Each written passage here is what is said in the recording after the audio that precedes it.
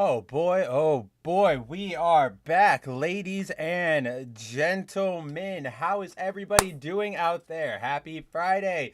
Welcome to another episode of The Good, the Mad, the Ugly, the show where we we take some time to deep dive into some topics that might not get some attention around the sphere. Obviously, if you've seen the title for tonight, if you've seen the thumbnail, you'll know that we're going to kind of actually dive into a pretty popular topic, but we've also got some, comic book deep dives to do and some other stuff. So aside from that, don't worry, I have a lot to talk about. We've got a huge show.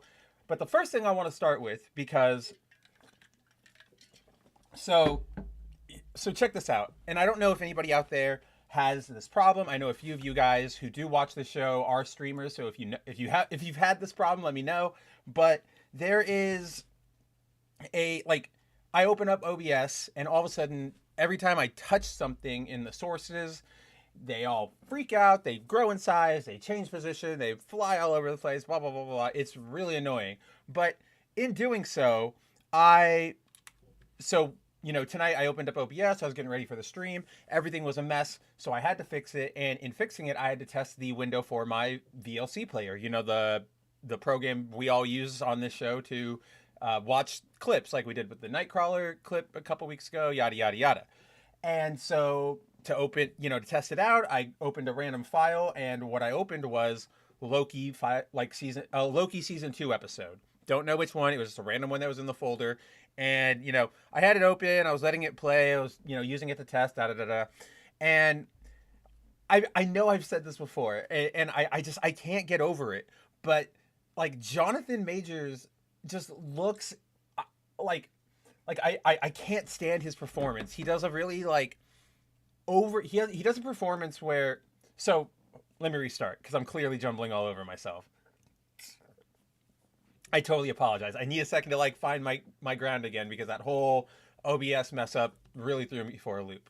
So whatever scene whatever episode I opened up, it had Jonathan Majors as Victor Timely, right? Not exactly really Kang, but Victor Timely, and he was doing something, whatever, helping the TVA. Oh, it's the episode where Loki and Owen Wilson go back to the World's Fair and they watch him do his presentation or whatever.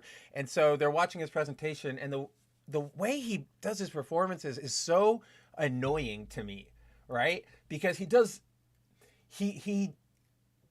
it feels like a performance of a theater kid who's really, really trying to sell you on the fact that they're good at acting.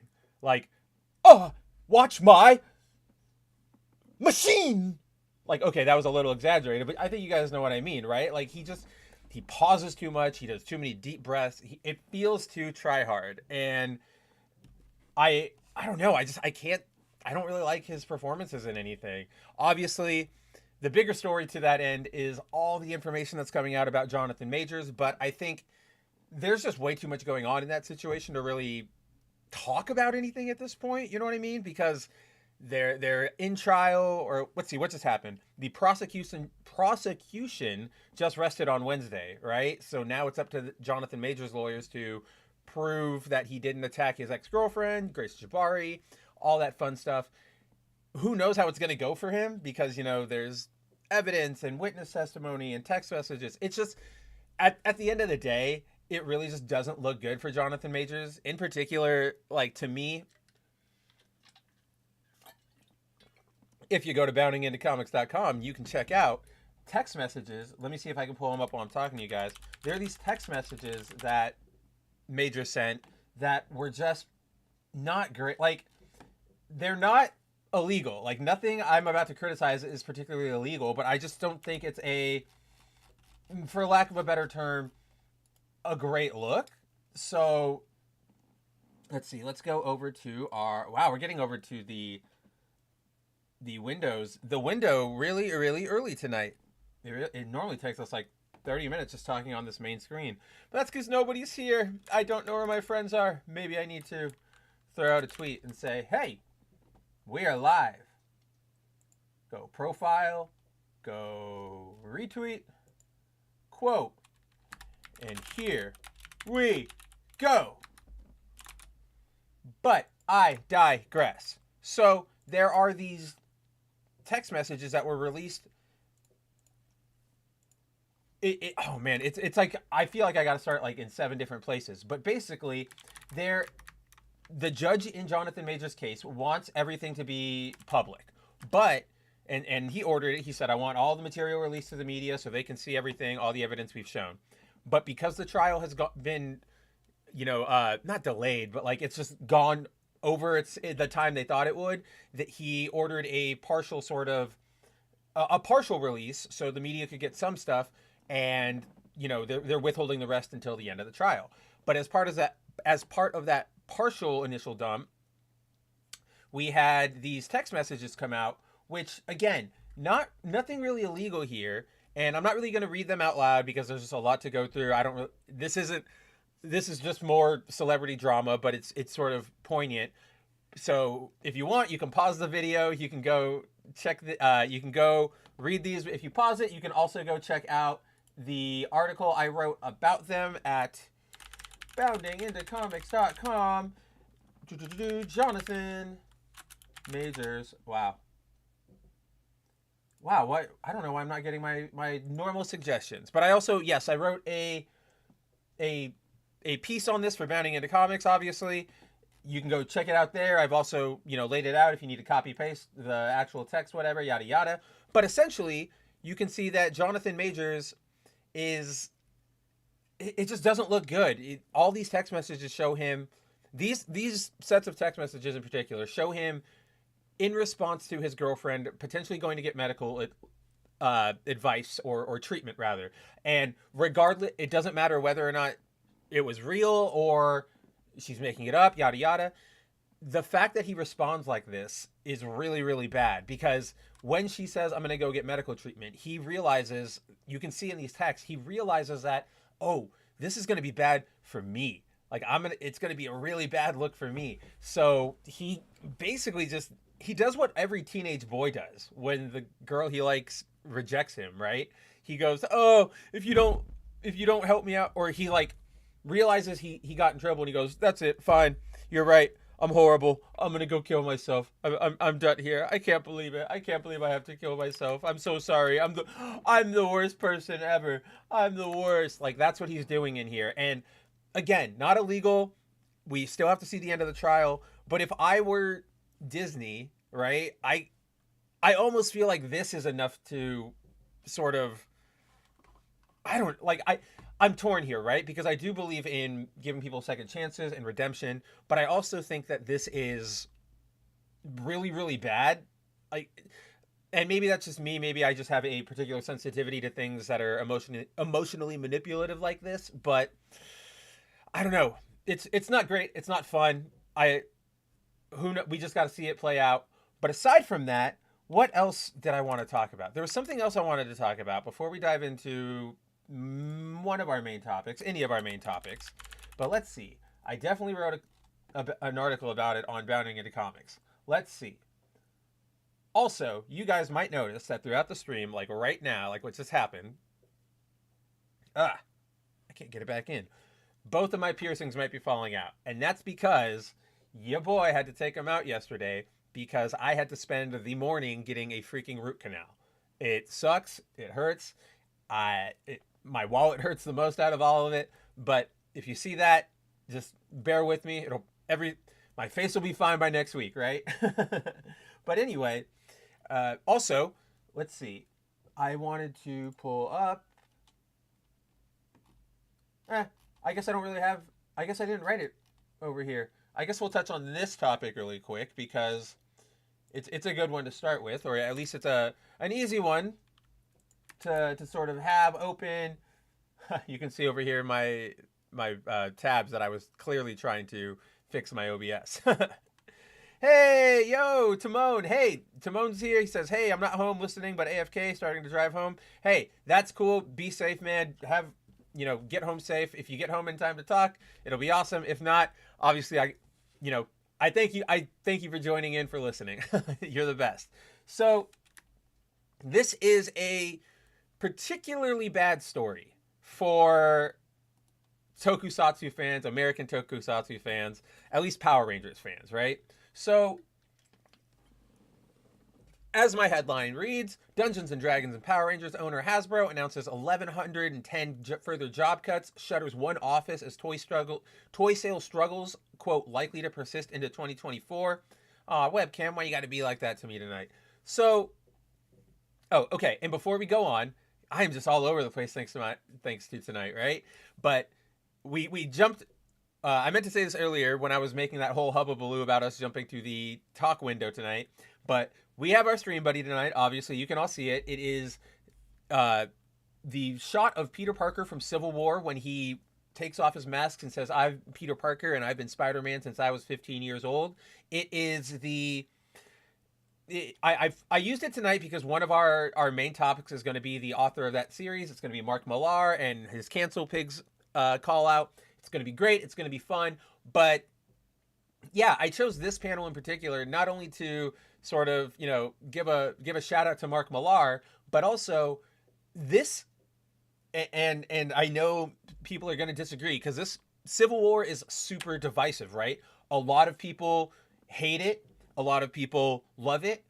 I believe it was, again, I cite him all the time, or I shout him out all the time, but Exalted Speed on Twitter, right? That he's a great comic book Twitter user. Go follow him if you like comic books or nerd media at all. He's the best. He's a font of knowledge. But he was talking to some people about Civil War, and he basically put it in a way that really, I don't know, resonated with me, clicked, kind of made it all make sense. But yeah, since for years, I'm sure all of us here have seen discourse after discourse, argument over did you like Civil War? Did you not like Civil War?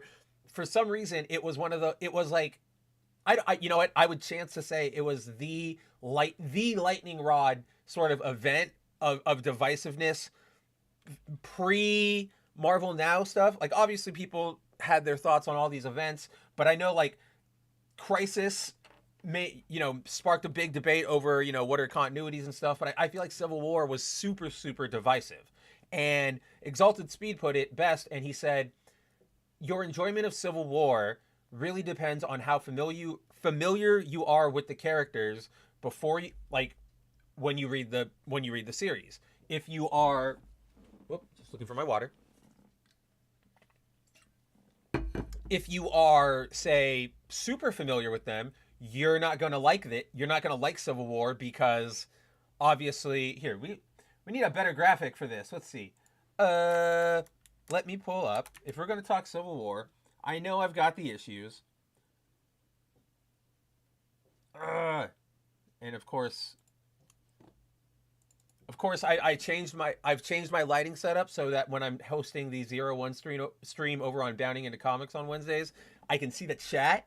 But now it's put my light over here, so now if I have my like streaming light on, it washes out my like start menu, so I can't find everything right away. But let's see, I found it, I did it. I'm a big boy now. Mommy, wow. Mommy, sham wow. And hopefully everything is going to work and nothing is going to blow up, and we're just going to be able to very nicely... Oh, see, this is what I'm talking about. There, boom. It just wants to resize itself and not play fair. And even... It's so dumb. So dumb, guys. So very, very dumb. Okay. And watch this. Like, I'm going to turn off the background source, and then it resizes. I don't know. Someday I'll get this right. But let's see. What's a cool shot from this? Here, that's a pretty good shot for us to just hang out on and look at while talking about this mini-series. So we've got now some of you good folks are starting to show up, and we've got Zero Dozer saying kind of late here. Hey man, never late. The fact that you're here, that means the world to me. You're always welcome, whether it's again at the very end of the show or the very beginning. I'm just happy to have you. Shinkai's here. Hey buddy. He says, so Civil War produced Civil War reactions. It honestly really did. That's a really good like sort of comparison. Civil War the comic was really divisive, and it until the messages started being pumped in our modern comic book sense. This was like the battleground because it was a really deep emotional story, or oh man, it totally ruined all of our characters, yada yada yada. Personally, I enjoyed the story, and I realized that, and I admit that Speed is right, because when the story came out in around, what was it, like 2006?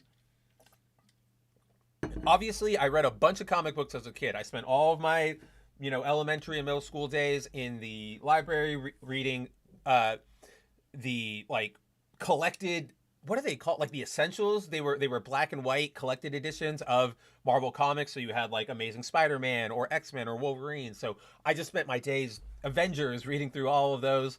And but as I got older, you know, and access to a library became a little harder and I had to focus more on school, I sort of just fell out of it a little bit. And then the series that actually got me back into comic books was the Metal Gear Solid adaptation done by IDW way back in like 2005, 2006 by Ashley Wood, because I know I've said this before, but I'm a giant Metal Gear Solid fan. I mean, just last week we saw that picture of me fanboying over Kojima, right? When we were talking about the Game Awards. But so that was the, getting back into comics after, let's say, a good solid 10-year gap. And even then, I was a kid. I wasn't really fully aware of all the branching storylines and continuity and all that stuff. I just liked seeing Ben Reilly. He was Scarlet Spider. I like seeing Spider-Man 2099. I just wanted to go, you know, I was that a living version of that Simpsons joke where, the Poochie joke where if Spider-Man's not on the panel, every Spencer will be asking, "Where's Spider-Man?" Like that's how I still am to this day. So I had a lot of catching up to do, obviously, and I did. I put in my due diligence, but the series after getting back into comic shops with Metal Gear Solid and having you know, my local shop. I talked about this before, but I'll bring it up again since it's pertinent. But when I was a kid, I lived in San Diego, and there was a shop called On Comic Ground. It was in Hillcrest, and that's where I was going when I was getting into the Metal Gear Solid series. All the store locators said, this is the only store really in San Diego that has all of these issues, or carries the series really. So I asked my mom, I was like, can we go drive down there? And so every week or month or so, whenever the issue would come out, we would drive down about 40 minutes, 45 minutes from where we actually lived, pick up the issue, drive home. On one of my trips there, the shop owner was, he had noticed me. We had talked a few times. I was about, 15, almost 16. And he was, he just asked the question sort of, what other comics do you like? Do you like anything besides Metal Gear Solid? And I told him, I like Spider-Man. I like all of it. I haven't really read anything. I don't know. And he recommended to me, I don't remember exactly what was coming out of Marvel at the time.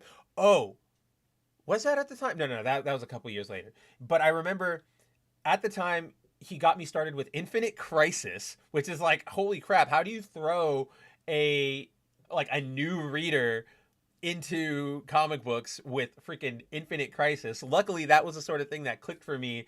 And I think if you guys connect that to what I've always talked about, what you know about me, I love alternate realities, or I did before multiverses became oversaturated. I love like Superboy Prime and all this stuff. It all started from Infinite Crisis, but I digress. So at that shop, during that conversation, I was like, yeah, I like all this stuff, blah, blah, blah. So he put me onto a couple books, and he basically said, it was like 3 or 4 books, and he said, here, take these home. And I was like, what? And he's like, if you like them, you can come back next week and pay me for them. If you don't like them, you can come back next week, give them back to me, and we'll find something else that you like. And like, that's the kind of thing that we need out of comic book shops these days. We absolutely need that sort of, what do you call it? There used to be a sort, oh man, I don't even know what you want to call it. Really, I don't. It's we need to start, because I don't want to say like the phrase that wants to pop off of my mouth is like, we need to be more helpful, more inviting. But shop owners generally are. But I think that I think we just need a general atmosphere of less combativeness between everybody. I don't know. We will obviously get into it when we get to the Cancel Pigs portion of the show. Yes, absolutely a comic book shop hero. That guy rules. Unfortunately, that shop shut down years ago. This was prior to the pandemic. It had nothing to do with all of that. It was just clearly, or it didn't have anything to do with the pandemic, but it clearly had something to do with the failing or the starting to fail market because yeah, that shop is gone now. It makes me really sad. Sometimes when I'm back home and I drive by it, get that Indian the tear from that commercial. But in terms of Civil War, that was sort of the first big Marvel event I engaged with when I was getting back into things. And so I liked it for what it was. And to all of that end, I really, really like what it did for Spider-Man. At the time, obviously, it did this whole reveal here of him taking his mask off and revealing his identity to the world. It was obviously done for, shock value, sell some issues, get them out there. But it also led to, and I know we've all talked about this on this show before, it led to a sort of growing moment for Spider-Man. We were able to start telling new stories, and we got amazing stories. I still really, really love the Back in Black story where after Civil War, after everything, Spider-Man eventually, he starts out on Tony's side, pro registration, eventually goes, no, he eventually switches sides, goes anti, ends the war as a fugitive from the law, running from S.H.I.E.L.D. and Iron Man and all that fun stuff. As part of, so during this arc, you can call it this arc, Spider-Man's underground. He's hiding, with the new Avengers, all these different places. And eventually the Kingpin's men find Aunt May and they're able to, and they unfortunately, the Kingpin is able to hire an assassin who, Aunt May is hiding out in a motel room, fake name, paying with cash, the sort of classic staples. But then while staying there, Kingpin hires an assassin. He shoots into the window thinking he's going to kill, I believe, Mary Jane, but Aunt May is the one who gets tagged instead. So because of that, Spidey obviously goes absolutely ballistic. He goes, I'm going to find the person who did this. They're cooked, right? In my good boy, in my homie Jacob's favorite parlance, absolutely cooked. But there is this great moment where is this the issue? Is this the issue? So, it is a story where Spider-Man goes, oh, I'm a target now. Aunt May just got tagged. This, now it's personal. So he dons the black suit and he starts looking for the assassin. And he goes brutal, like slapping people around, bloodying them up in the sewers, going full scary Spider. And eventually it leads him to the Kingpin.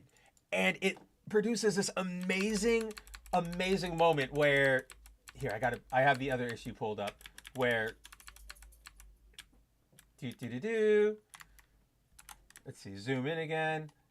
So eventually Kingpin knows it's all happening. He sort of sets a trap. Spider-Man confronts him in jail where he currently is at that time. And it's this amazing moment where there's no, I encourage you guys to read this series or this 5-issue arc just for this issue in particular, because Spider-Man just goes absolutely nuts on Kingpin. He knows what's up. And this is where I love these moments, and if you overused them, they wouldn't be good. But this, thankfully Marvel at least kind of keeps a lid on it. But the moments when you finally realize, when Spider-Man unleashes and you realize like, oh, that's right, I'm fighting fucking Spider-Man. And he just, like, the best example obviously is the battle against Firestar way back in, I believe, the 80s. The Herald of Galactus that Spider-Man just, beats down because he's having a particularly bad day. So this is one of these moments where, there's no joking. He's just going at him. And he even takes off his suit. He's like, I'm going to beat you as Peter Parker, not Spider-Man. And there's this amazing shot here. See, he just picks up Fisk and starts slapping him around in front of everybody. And right here, so I'm going to read this because this is just like one of the most raw moments. He's holding up Fisk and he just got done telling him like, I'm a balloon, or you're just a big balloon, I'm a needle. So he's got him in his hands, literally pulling him by his skin. And he says, now, here's how it's going to happen. Puts his webs, at the time he had organic webbing, so he puts his wrist up to his nose. And he says, I pour a stream of webbing deep into your throat, your esophagus, all the way down into your lungs, filling them completely. The only way I hit a space bar. The only way to remove it surgically would be to cut out your lungs, which could not possibly be done before you die from a lack of oxygen. I turn your entire respiratory system into one big solid chunk of useless tissue and webbing. It takes 3 seconds. Like, I love this moment. It's so badass. And then of course he just tosses Kingpin around, says, and then he's got this moment, you know, oh, I will. I said I was going to kill you, and I am. But I didn't say it was going to be today. Again, they're not, these are all sort of like classic Bandito, you know, man with no name sort of lines, but it's so raw. And then, of course, you know, Fisk is super defeated because all of the criminals or all the prisoners no longer respect him after he got his poop packed in by Spidey. And it's just, so I really like that development from Civil War.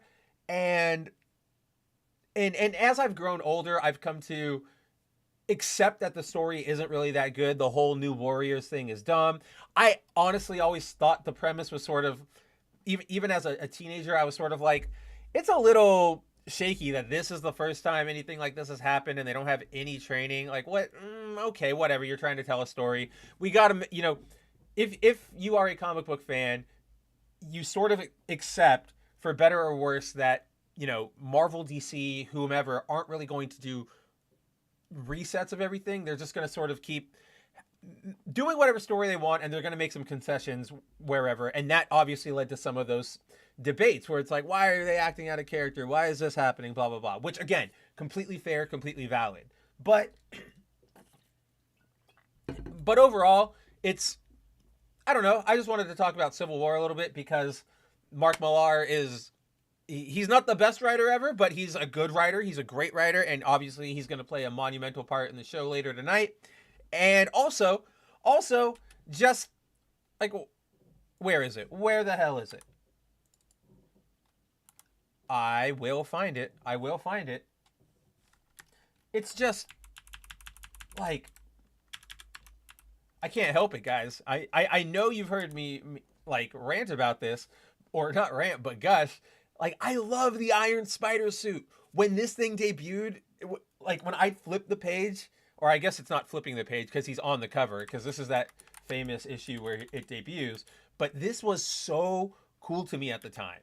And I've loved it ever since. I absolutely love the arm accessories. I love that Superior brought them back. I like that they don't abuse them. I don't know. Iron Spider is just a solid design. Remember when we were talking about the Marvel Spider-Man 2 costumes, and that version of the suit is just like overlined and MCU'd, and it's just like, ugh. But then you have this amazing, like, clean, shiny metal, not even like metal, biometal, cool.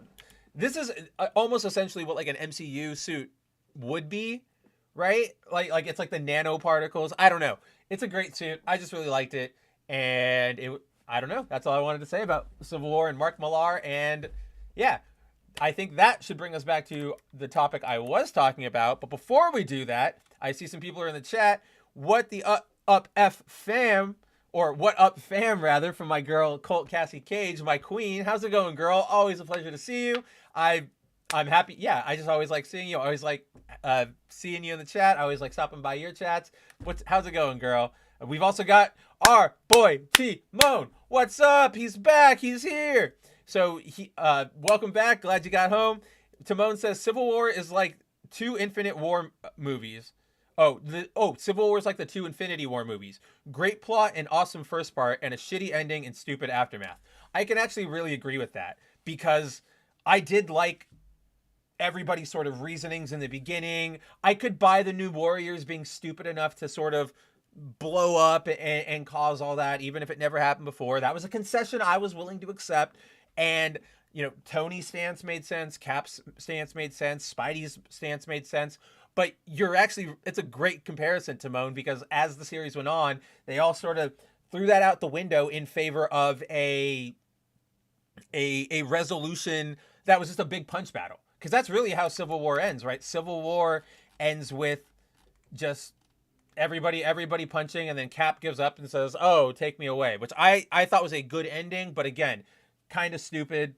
Just that's how they ended it. It could have gone better. I will say the aftermath for like the general Marvel universe was pretty bad, but I did enjoy a lot of things that came out of it. Like we just talked about, I like that King in Black, or the Back in Black run of Spider-Man there.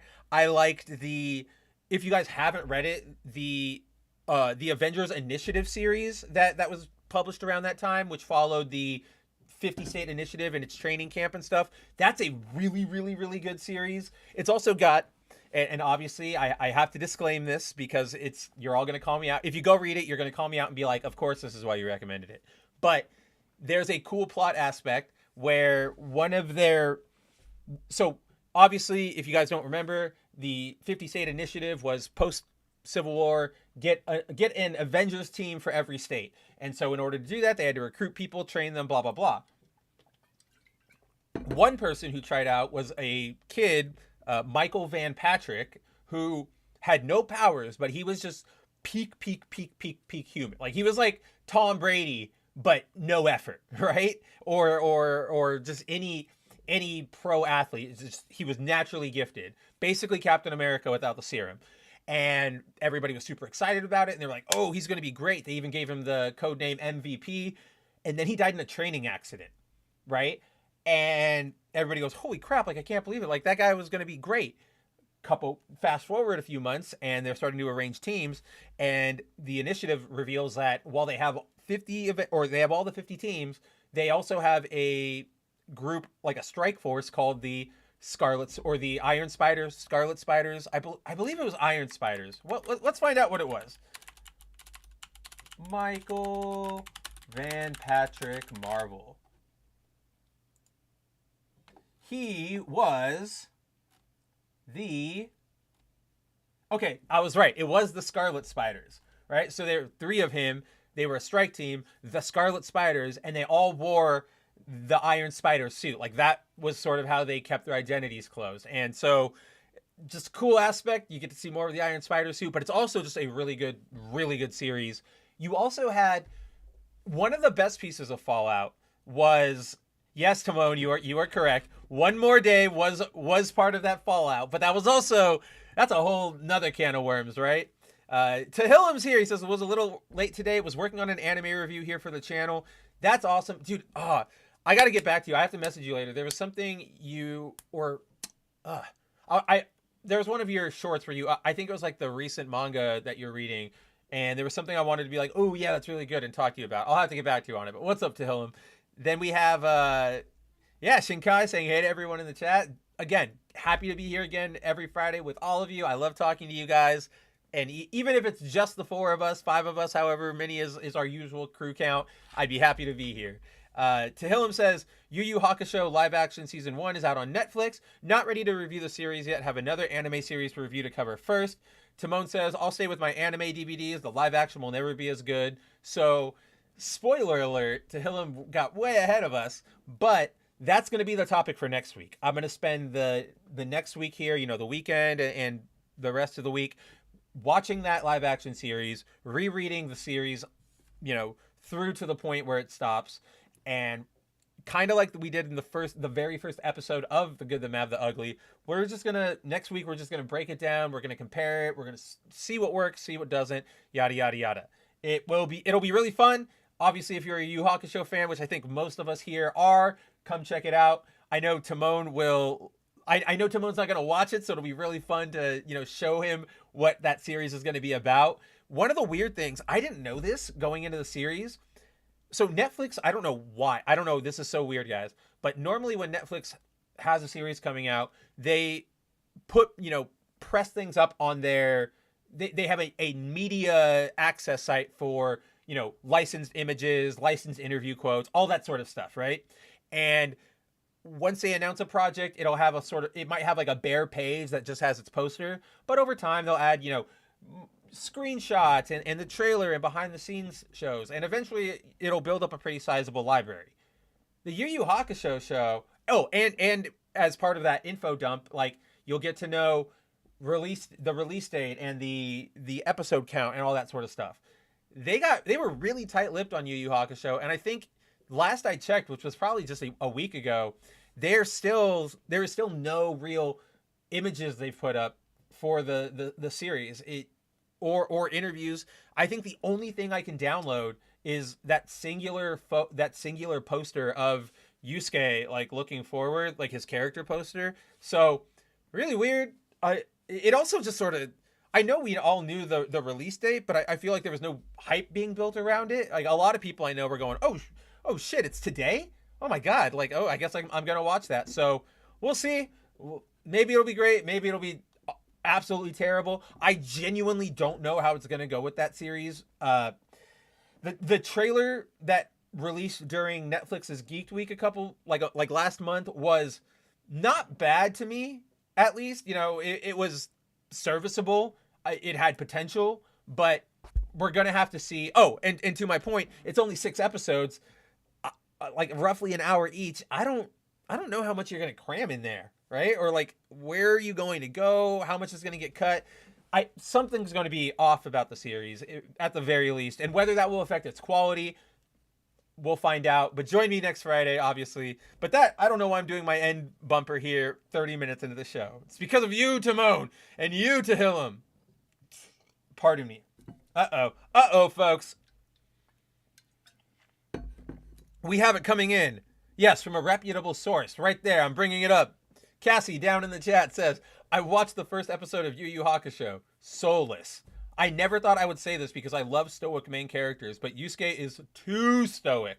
And Tahillam says it's 5 episodes. It's 5? Dude, that's going to be even worse. Or even, not worse, but it's going to compress things even more.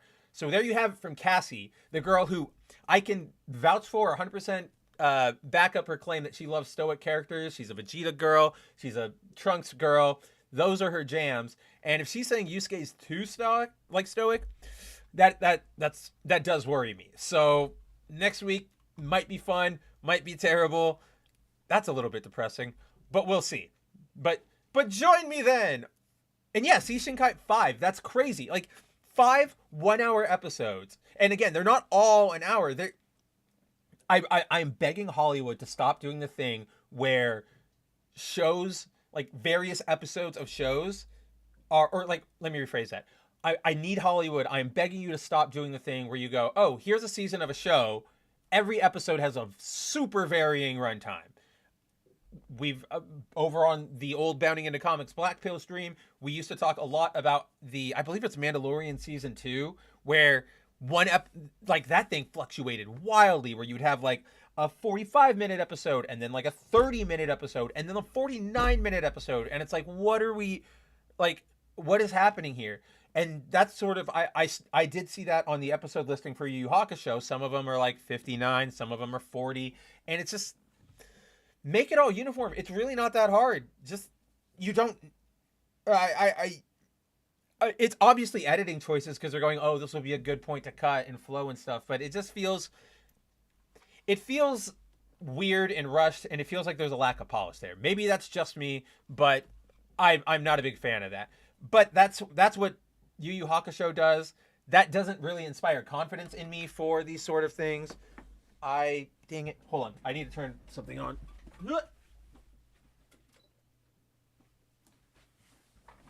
Hot in my room. I had to turn on a fan. Zero says, if anything, Yu Yu Hakusho is proof that the Japanese can make bad adaptations of a manga. That's true. I mean, we've also seen them do pretty bad adaptations of manga. I don't know if you guys saw it, but the Diamond is Unbreakable, the JoJo's Part 4 movie, fine. It was whatever. The Attack on Titan movies were whatever. The Full Metal Alchemist movies were sort of a miss.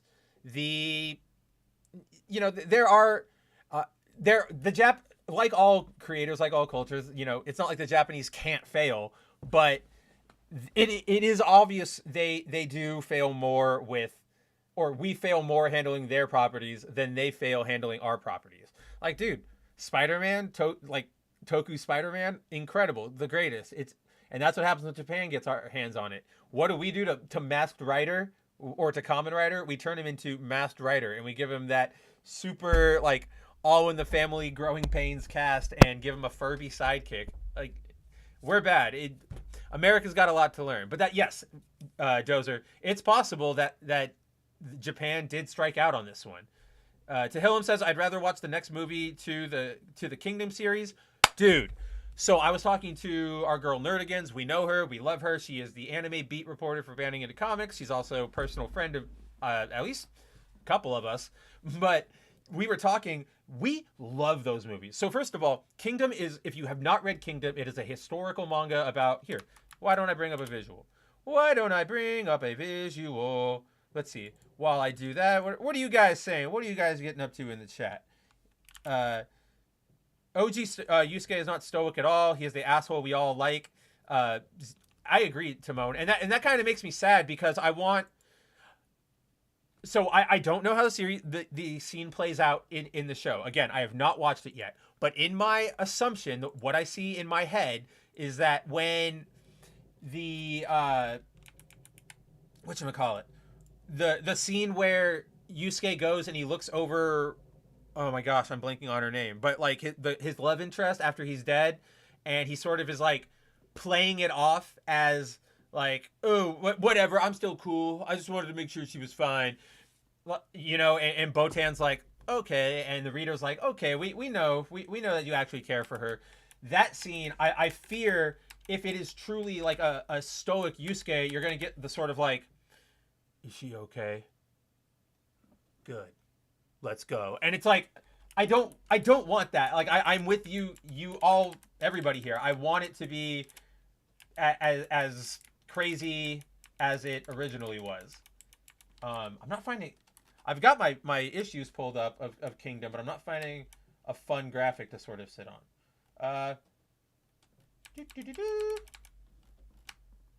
There's got to be something cool. There's so many good shots in this. So like, I really want to find a good shot because this series has, I genuinely mean this, some of the best art you will ever see in a manga, especially some of the best action art. And I really can't sell how amazing the series is until I actually pull up something. So let's see. Oh, you know what I can do? We've written about Kingdom for Bounding Into Comics, so I know I can find like chapters and all that sort of stuff. So yeah, yes, I love it when a plan comes together. Hey S, yeah, I did get a haircut. My hair was at the point where, one, I was wearing it up all the time anyway, so I kind of looked stupid, and two, when it would fall down, it ended up like not only just bugging me, but also like going into my food, my mouth while I was eating.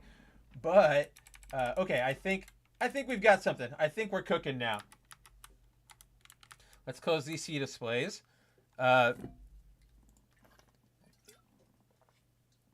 Yeah, to him, exactly. Like, Yusuke's meant to be the delinquent, a truant, a jerk, a bully sort of, or he's just your average teenage, like, tough kid, right? Like, a genuine ass, but also he's got a heart of gold. Keiko, yes, thank you, Timon. Keiko. And Tahillim says, I'd love to get the Kingdom manga in English and box sets. One of the things I want to do really bad when I'm older and I have the disposable funds and I have the space to do it is get like the bookstore bookshelves and get the full collections of all the manga I like, right? And just have them. You see it a lot in like Japanese shows and stuff. Like they go into their apartment and they just have that one bookcase of manga. And I know it's just a bookcase with books on it. I can do it right now with graphic novels or whatever. But just to have like the entire thing there and clean, and I can look at it and be like, do I want to read this chapter of One Piece today? I'll just go get it from my shelf. That's a fantasy. But I also want one of my dreams, like the main thing I want in my dream house, if you were to say, okay, Spencer, we're building a house, all of us here are building a house, we get to add one feature. I want the Beauty and the Beast level library from Beauty, like obviously from Beauty and the Beast, you know, the one that it's like ladders to the ceiling and Belle has to slide on a giant ladder. Like it's incredible, and I've always just been like, that's what I want, like knowledge and hard copies of things and that would be so cool to me. And so manga shelf, like a manga type shelf, is going to be part of that. Shinkai says, I think the only Japanese live actions I liked are Shonen Jumi Gumi. Oh, yeah. Even if it was super rushed halfway through the episodes. And Bleach live action was all right. The Bleach live action, I think that is the best way to say it, is all right. It's not the worst anime adaptation I've ever seen, or live action adaptation I've ever seen, rather, but it is sort of. It just sort of is what it is, right? Yeah, I'm kind of there with you. I don't really have anything bad to say about it. I don't really have anything amazing to write home about it. But there are a couple anime like live actions I do like. What was I just about to say? Oh my gosh, I had it on the tip of my head. There is the Cutie Honey the Live, which was made in 2004 by Hideaki Anno, the guy behind the Shin movies, the Shin Godzilla, Ultraman Kamen Rider, and the Evangelion series. That's a really good adaptation, again, because Hideaki honestly cares. Like, he was a big fan of that work, and he wanted to be faithful to that work and respect it and do something with it. So, like, that's a really good adaptation. Obviously, if you want to go to America, Edge of Tomorrow, which is an adaptation of Live, Die, Repeat, which is a Japanese light novel, that's not only is that a good adaptation, I just love that movie. Everything about it. I'm really sad that it's getting a sequel, because I feel like it's going to ruin the magic. That was one of those movies that sort of just like landed, it hit, everybody was like blown away, like, oh shit, this is really good. Where did this come from? And now they're just going to be like, franchise, get your what does she call herself, like the bitch of Verdance, right? Like the bitch of Verdance. Get your bitch of Verdance Funko Pop, yeah, for $10.99 or whatever the hell it is. And that to me just sort of like once commercialization sort of gets in the way of some things, it just all sort of loses its sheen to me. But so, before we sort of get into anything, let's bring up, so this is a page from the series Kingdom. Now now what Kingdom is it is a historical dramatization, right? Yeah, historical dramatization of the Warring States period in China. Basically, the era right before China became unified for like the first time. And became, started its path to the powerhouse it obviously is today. It follows a young soldier who wants to be, typical shonen fashion, I want to be one of the greatest generals, blah blah blah. But rather than focusing a lot on sort of like, just him and one-on-one fights, we get a lot of, as you'll see, sort of war, like it's really focused on what it was like to be in a war back in those days, when you would fight hand-to-hand combat, you would be able to overlook everything from the hill, everybody would meet at a certain time and agree that this was war. It even goes into like there are pages where they talk about battle tactics and all of this stuff, and it's all based in the written records of that era. Now, whether those records are accurate or not is anyone's guess, or up for debate rather, but it's all historically grounded.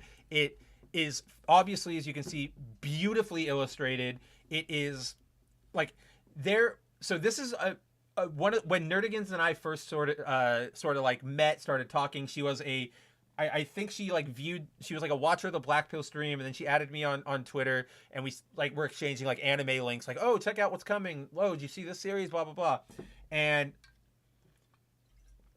obviously she's she's chock full of recommendations. If you want something anime or manga related, go to Nerdigans, right? And we were talking one day, and I was like, what are you reading? Recommend me something, anything. And this was one of the first things she recommended to me. She's like, if you haven't read Kingdom, check it out.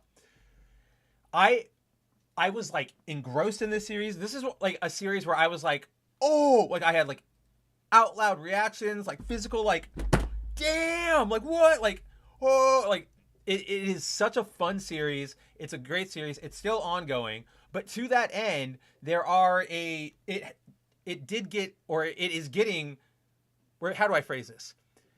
To that end, it has received 3 live action adaptations so far, films, with a 4th coming on the way, and they're good. At least the first 2 are. I haven't watched the 3rd one yet. Nerdigans and I were just trying to figure out when that thing is releasing.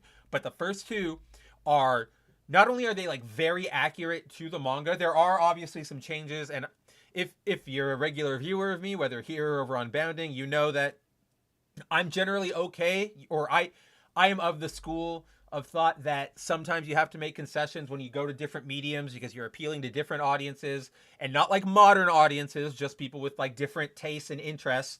And again, you guys know what I mean. I'm not talking about going and appealing to people who don't care, but obviously movie viewers are going to be a different audience and react to different pacing and things than a comic book audience or a video game audience, for example. That's what I'm talking about. Shut up. But not only does it appeal to them in that sense, but or rather, not so. There are a few concessions made to that end, but it's super super faithful, and it's just good. Like the cinematography is good, the action direction is good. If you are looking for a good movie or a good manga, check out Kingdom. What really makes me angry about this series is that it has only ever received, and this is again, you're seeing, like, I've been scrolling and I've been stopping on a few things, but this is a full-on sort of war battlefield tactician manga, and it has only ever received one video game. Literally one video game. And like, see, look at this, like arrows, people can weather arrows. It's just incredible. Let's hang out on her. I'm not going to tell you who that is because that's a spoiler. But and hey, waifus are always great to have on stream, right? But so this game,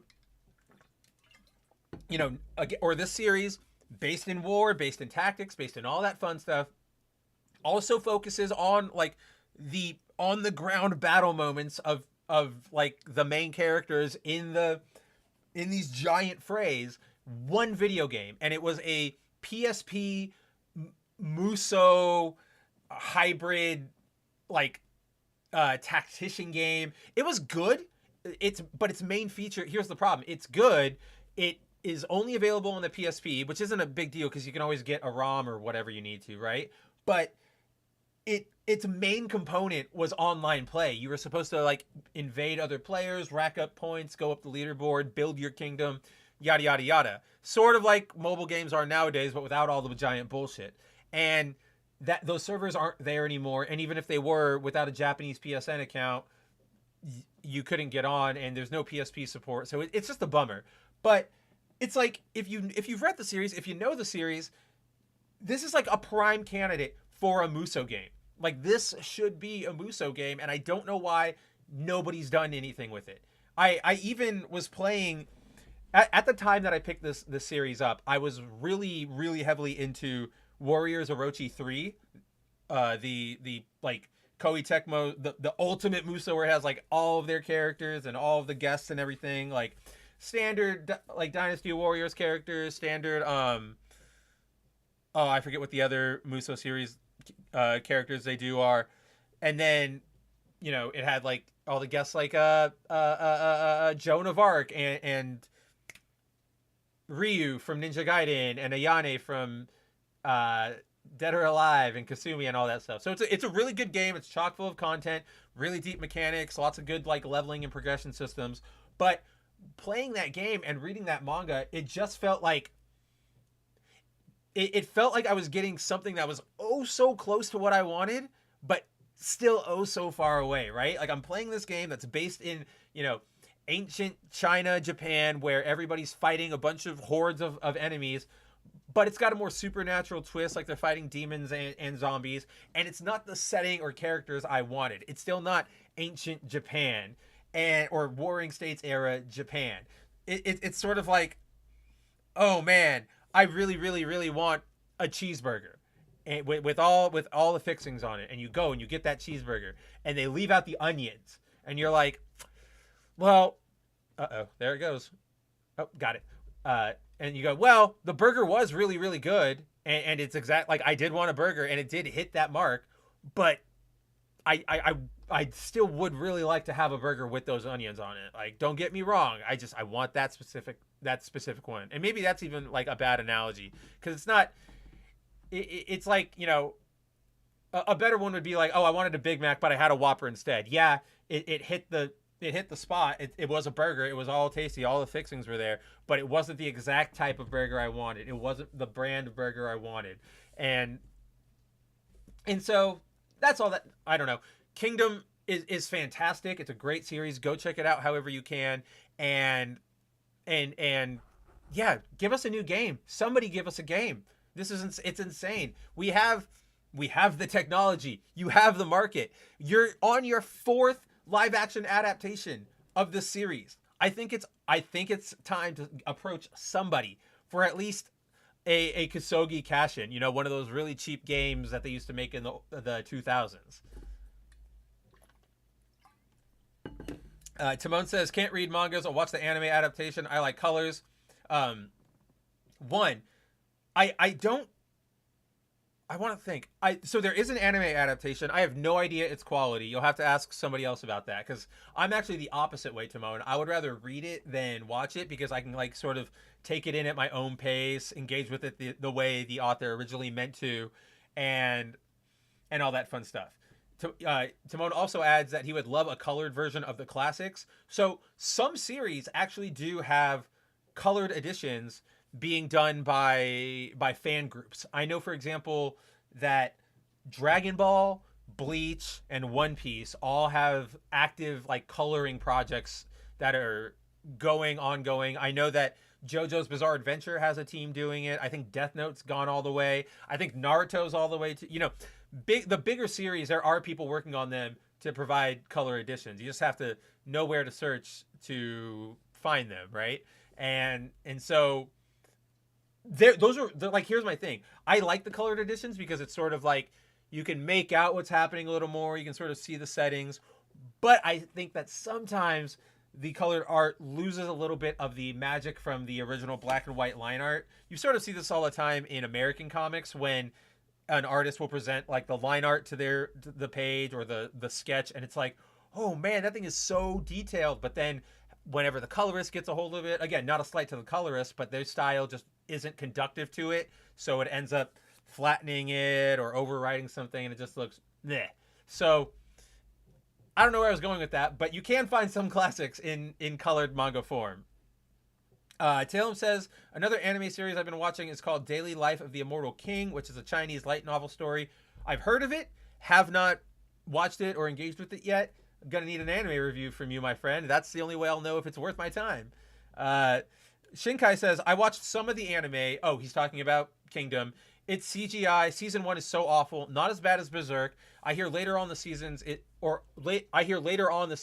look better, but season 1, that's rough, buddy. I can't watch it. So, there's a word on the street from one of our trusted friends here on The Good, the Mad, the Ugly that the first season is a CGI schlock mess, and that's too bad. Again, it sounds like if you can push through it, it gets better. If that's the only way you can engage with it, then engage with it away. Shinkai, did you ever see the Goblin Slayer movie?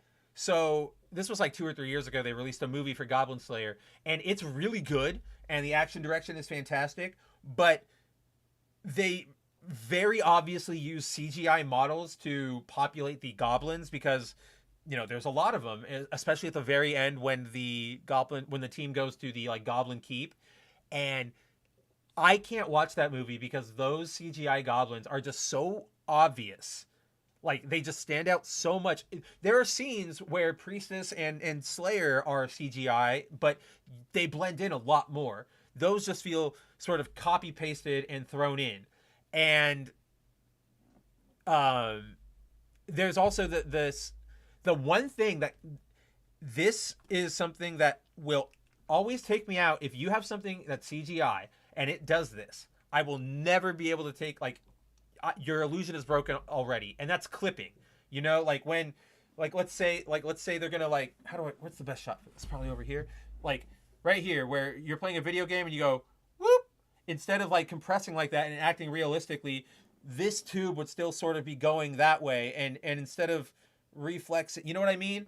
And technically it's still hidden and it still looks fine, but there was a very obvious unnatural movement to that. So if I see that in anything, I am automatically out. And that final fight in the Goblin Slayer movie, all of the goblins, when they're like rushing and running and they're in crowd scenes, they're all clipping through each other. And I'm just like, this is amateur hour. This is a mess. I'm out of here. Timon says the author is not always right. Saint Seiya is an example. Wait, what happened with Saint Seiya? I think I've said this, and again, so the reason I always say, I brought this up before, I've said this, yada yada, is I personally like hate when podcasters or live streamers or whatever will bring up the same topics and point week after week. So I at least want to acknowledge that I am doing that, even if I am doing that. It doesn't absolve me, but you know what I mean. So Saint Seiya, I'm just getting into it this year on recommendation of our boy Josh here, who's saying show the Galactus art, and I will show some Galactus art. Let me pull that up, because that's a really cool thing we were talking about earlier this week.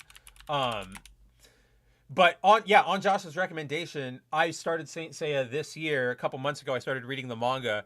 It's not that I didn't want to. It's not that I didn't know it existed or of its impact. It was just sort of like, it was in my backlog. It would get to it. But then one day, Josh and I were talking, and he was dumping a bunch of clips, and I was just like, all right, man, I got to get in on this. So I don't know Seiya deep lore yet. I am just at the part, oh, man, I don't even remember what I told Josh, which part I was at. Oh, it's the part where Seiya just like, that he like faked, him and Shin like faked their death so that the Black Knights would run away, and they like left him in the cave. And then what's his name? The like femboy pink haired guy, his doppelganger just showed up to like try and kill them.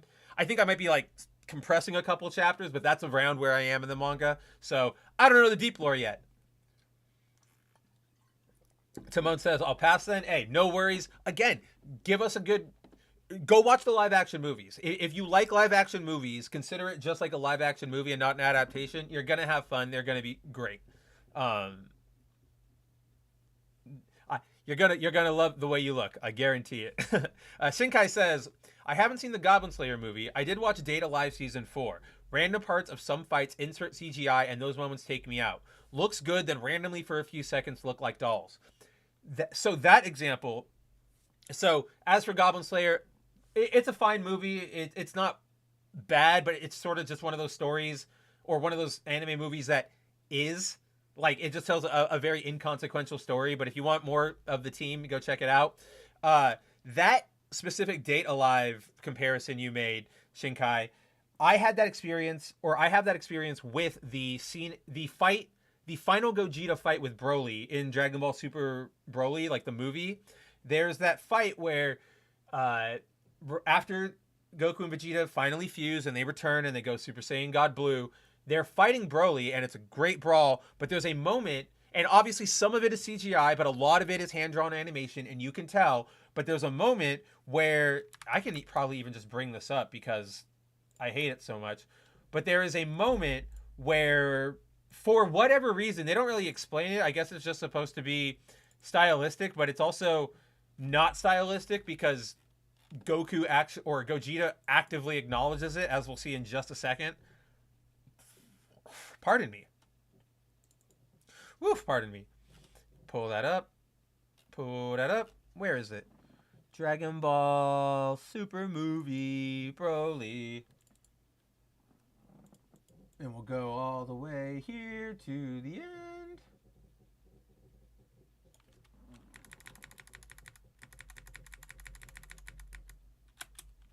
All right. Let's pull this up. Goodbye, waifu. Hello, Goku. Oh, that's Loki. I don't want Loki. See? I told you guys I was using it to test. Pull up. There we are. Okay, so let's see. You guys want a little bit of volume here? A little bit of volume? We'll go and we'll leave it on the Japanese track. But so there's this scene, climax of the movie, really fun scene, really good scene. But there's a moment here, and I probably am not going to time this right because I don't know the timing of the scene exactly. But there's a moment where Gogeta and Broly like break through the barrier of space and time, and there's that when that fight starts, they're very clearly CGI models, and it's super annoying, super dumb. I don't know why they have that moment there. It also, in terms of the recognition, like when they break in there, instead of it just being like a, oh look, it's stylistic, they're fighting and they're just, you know, blowing away, Gogeta actively goes like, what the, and he like looks around. So now that's a thing, and it's a really dumb moment altogether. Tehillim says, I also recently finished the main season of the series free, only to learn I have extra content I need to cover for reviews, so I'm having a small break before I return to cover it. That's a swimming one, right? I actually really like that one. That was a pretty... That gripped me more than I thought it would. You know what I mean? Josh says, oh yeah, that's the Phoenix Saga. Man, you're not even 20% into it. Oh no, I know I'm super, super early into it. Like, very, very early. I will get... Josh, you will be the first to have active updates when they happen, as you have so far. Timon says, Saint Seiya, the anime is better than the manga. Stop after Haiti. Lost Canvas is also good but unfinished. The rest is utter shit. I've heard that a lot, that the manga is, or that the anime is better than the manga. Even Josh has vouched for that, or at least for what little he's seen of the manga. So I do want to watch the anime at some point, because I also do know, like, it diverges at some point, right? And it goes into its own thing. But here comes this break, see? So all of a sudden, like, very clearly CGI models. And we went from, like, let's just do it again. We have hand-drawn animation, and then very brief uses of CGI models while they're dashing around. And then all of a sudden, for no reason, Oh, I went way further back. Yeah, so, like, that's obviously, like, CG models right there. Looked fine, blended in, break the dimension. Now I feel like I'm playing Xenoverse. Like, they look like Xenoverse models, and you can just tell. They're like a lower quality, they're stiffer, they clip a little bit where they shouldn't be clipping. Don't get me wrong, it's good CGI models, but I feel like I would rather have them just cut this entire moment out and left us with the normal fight. Because nothing happens here, as you're seeing now, other than them like merchandising. They're just powering up, they deliver a couple blows, then they'll return to reality eventually to conclude the fight. So it's just a weird moment. I just wanted to bring it up in terms of our CGI anime discussion. Don't watch Berserk Season 1. That thing is an embarrassment. You don't need me to tell you that. It is notorious at this point. But see, they even return, and then it's back to normal. And see, like, this part is cooler than that other part. That other dimensional part is so much noise. It's hard to follow. It's flashing. But now we're in a terrain where we can orientate ourselves, and everything has more impact. Like what Broly's about to do. Broly's about to do his like yell beam, and it feels like it has weight because... Oh wait, is it not the yell beam? Oh, I thought it was the yell beam. He might have already done it. But see, like, everything here feels so much better, and so much, like, it carries more weight, because it's not just flash, flash, flash, flash, flash, flash, flash, flash, flash, flash, flash, flash, flash, flash, flash, flash. Oh yeah, see? Mouth beam here. Now, like, imagine if we were doing this in the other dimension, and everything was just lit up, and you couldn't tell what he was aiming at, or where he was aiming at, or what we were even doing. It would be less than great. Let's just put it that way. Am I right? Yes, to him. Nagisa is the glue that keeps the Iwatabi Swim Club together. Asgard is the best filler out there, says Josh. I like it even better than Poseidon, which is official. Timon agrees 100%. Timon also says, I'm kind of fed up with Dragon Ball. Oh, I am too. I think did we talk about Xenoverse 2 last week? Oh, we are, or not Xenoverse, but Sparking Tenkaichi. We talked about that last week with the Game Awards. I'm over it too. I kind of want more GT content, if that sounds weird. I don't know. I'm sort of just done with this, more power-up era. I don't know. I don't know what I want out of Dragon Ball. Maybe I just want a break. But I am sort of with you there, where I'm just sort of like, okay, it's Dragon Ball. We've sort of been here. I obviously, I'm excited for more Fighters content, if we ever get it. But that's just because of the system itself and the game itself, rather than me needing an injection of Dragon Ball. So... Who knows? Who knows where this series is going to go? Oh, there it is. I was looking for my other water bottle. But to that end, let's see. At Josh's request, we're going to make a quick diversion before we sort of get back to what we were talking about. See, this is why I love the stream, guys. This is why I love being able to actively engage with all of my viewers, whether you're a new viewer, an old viewer, whatever. I like being able to talk to you guys about stuff like this. You know, things we like, things we talk, things we have opinions on, rather than just ranting and raving about everything. So I think I'm just really happy to hang out here every week with you guys. So thank you for being here. How many of you out there have heard of the comic artist Mobius? If you haven't heard of him, which would be surprising, but he is a very, very, very, very famous French illustrator. Some of his big works include like The Incal, and if you watched Valerian with, oh my God, what is her? Cara Delevingne and the kid who played Harry in the Amazing Spider-Man movie, in Amazing Spider-Man 2. If you watch that, that's based off of his work, the original Valerian. He's really, really good. And earlier this week, I sort of was showing, I don't even remember how Josh and I got on the topic. I think we were just talking about, you know, cool pieces of art.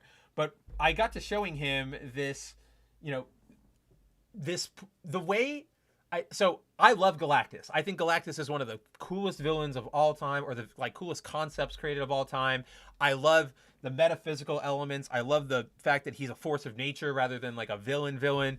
There's a panel I'm sure I've shown before where they, you know, it's during the trial of Reed Richards. Galactus appears to bear witness, like I'm in church, like he to come speak in defense of Reed against the Shi'ar.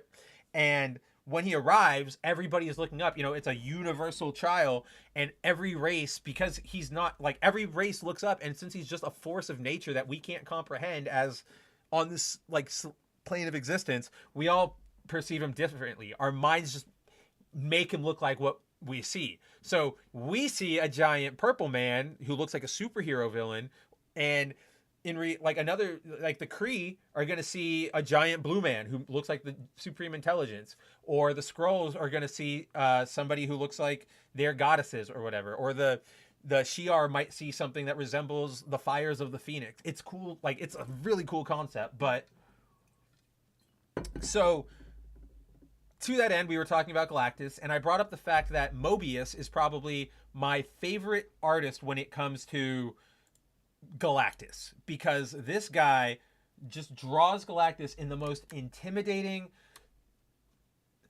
somber way. Like, that's a way I want to put it. The way he draws Galactus is just like right here, this panel, you can see he's intimidating. He is destructive. This is a crisis, but at the same time, the light coloring, the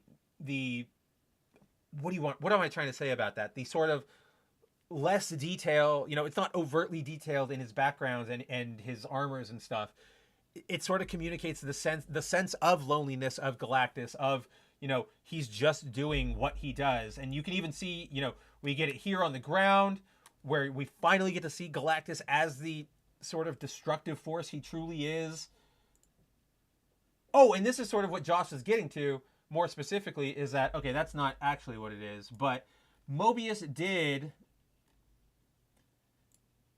So this series that we're looking at right now is called Silver Surfer Requiem. I highly recommend. It's a series completely done by Mobius. I highly recommend you go read it, even if you're not a big Silver Surfer or Galactus fan. It's just a good story. And yeah, to Josh's end, so Mobius obviously did it all in black and white, and it communicates that even more, this sense of fear of looking into an otherworldly power. Like this shot right here with the shading under his eyes, and, you know, looking down on Norrin Rad, you feel this sense of awe. Like, that's really the best way to communicate it. And it's still communicated in the colored version of the art, which is up here. That's a better one. But it does sort of lose that impact of the extreme contrasting between black and white, the overwhelming sense of you're looking at something imposing. Timon says, "I'm looking up, forward for, or blah, blah, blah. I'm looking towards, I'm looking forward to Toriyama's new game though, Sandland. That's also a manga, and I believe it has an OVA because it's just like a one volume manga. It was a one shot thing he did. It's really fun. I don't know how Sandland's gonna play. I want to see more gameplay trailers of that, but who knows? But yeah, I'm kind of there with you. I'd like to go sort of into that world more. I wouldn't mind seeing more of a rail in crew from Dr. Slump. You know, I think it's about time for a new Dragon Quest game. I could be up for that. Or maybe we get a new Blue Dragon. Give me a new Blue Dragon. Blue Dragon's incredible. And it only got like one real game and then a DS sequel. It's about time for that. Um Valerian is definitely something I'd like to read. I have started reading it because like I read French. I can speak French, so I'm reading it in the original, and from how far I've gotten, it is really good. It's really intriguing, but it is very dense. It's so dense. Every frame is like poetry. It's so dense. Um, so it's gonna be like a lot to take in. There are translated versions. Don't worry. I'm just being a hoity-toity, snooty English major as I am, reading my French versions. But yeah, it's a lot. It's gonna be like it's a world you do need, like you will be enveloped in, and I think that's the problem with that movie. The Valerian movie, if for those who haven't seen it, it's not really worth your time, whatever. But it tries to pack in a lot of its world building visually in a little amount of time. So you have a lot of creatures and concepts and visuals all smashed into the like 2.5 hour runtime, and it's sort of a different version of the DC Marvel problem, where DC tried to cram all of their world building for the Justice League and their shared universe into 2 movies, whereas Marvel was able to take their time and build it out, and we saw the results, right? So yeah, Valerian, really good. The movie is fine. It's whatever. It was too bad that it was a miss. Also, genuine question: what happened to Cara Delevingne? Like, is she in anything anymore? I genuinely, I'm not even trying to like make fun of her. Like, I don't know where she went. Yes, and Josh says, Tim Story sees a cloud, and the meteor advocate Timon says no one sees him as a space fart cloud. It's funny that concept. So obviously, some bad concepts can be saved by good writers. You might not like the initial concept, but maybe a writer can make you interested in it, right? That's sort of I was thinking about this earlier today. The Donny Cates King in Black Venom stuff. That stuff's fun. I was intrigued. I enjoyed my time with it, but I don't really like that as a turn for Venom. I don't really like him being this ancient Norse figure, god to everything. I really, really don't like Null as a concept where the planet they come from is actually a cage around Null. Didn't like any of that. But I enjoyed my time with the story, and I think that's the mark of a good writer, is being able to tell a good story with the tools they're working with, even if the tools aren't that great. So, to that end, yeah, Tim Story, when he did Galactus in the Rise of the Silver Surfer movie, he made it a cloud. Okay, just random space cloud. In the Ultimate Universe, they sort of built upon that idea, but instead of it just being a cloud, it was like a swarm of living nanites, sort of an omniversal gray goo problem. And it was dumb. It was dumber, or sorry, let me rephrase that. It was dumb, but it wasn't as dumb as the cloud thing, right? There was at least effort put into it. At least you could tell they were trying to do something that worked within the realm of everything, instead of just farting out something. And yeah, I think that's just like a really good juxtaposition of how concepts can be executed poorly and how they can be executed better or well, right? And then of course you get it. I come full circle on the Galactus cloud swarm from the Ultimate line when we get to Ultimate Hunger and Cataclysm and all that stuff, because there's that moment where Galactus, this Galactus, having come from 616, interacts with the swarm, and they try to override him, but when they override him, he sort of does the thing where like he takes them into himself and then molds them into armor, and he's like, I'm the like I am Galactus, like you're just an extension of me. It was a good save on the concept, and like that moment alone sort of really retroactively makes me forgive it a little more. Obviously in the moment I thought it was dumb. It's still not the best concept ever. I think you can all hear me using sort of a lot of cushioning language when I'm referring to it as being better or okay, but yeah, that you can execute things well, you can execute things poorly. It is all about the execution and the intent. Timon says, Valerian movie, bad casting, they look like brother and sister, yuck. Okay, thank you, Timon. Let's bring that up for the people. Let's just in case they don't know who we're talking about. Valerian movie.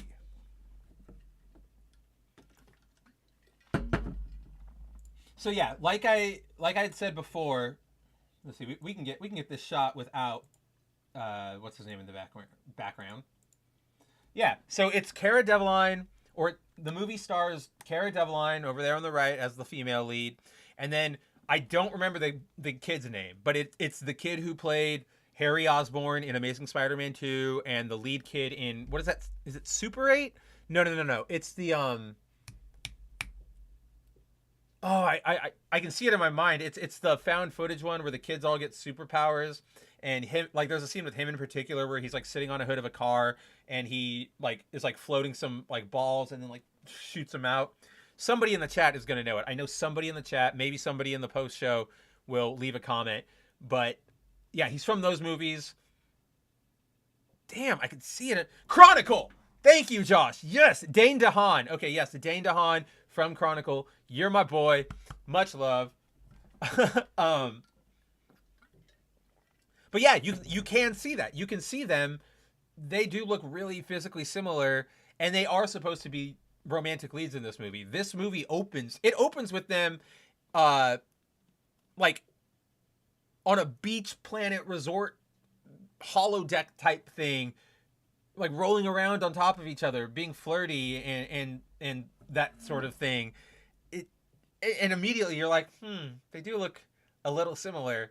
And it does give the whole movie a sort of like off vibe. You're sort of like, all right, it's going to bug me. But, you know, Josh, as we like to refer to, you might not notice it, but your brain did. It's sort of like the same. It's a variant of the same problem that I have with Godzilla 2014, with having Elizabeth Olsen and Aaron Taylor Johnson as the married lead couple with a kid in that movie, because 2014, just two months either before, like 2 months before that movie came out, because that came out in like the summer. Age of Ultron came out in the spring of 2014, and they were brother and sister, Wanda and Pietro, in that movie. So that was a sort of like, I gotta sort of mold my head into that, especially because at the time Elizabeth Olsen's star was on the rise up. You know, she was starting to become more of a household name, but at the time there wasn't a lot of frame of reference, so you really only had, Elizabeth Olsen Marvel,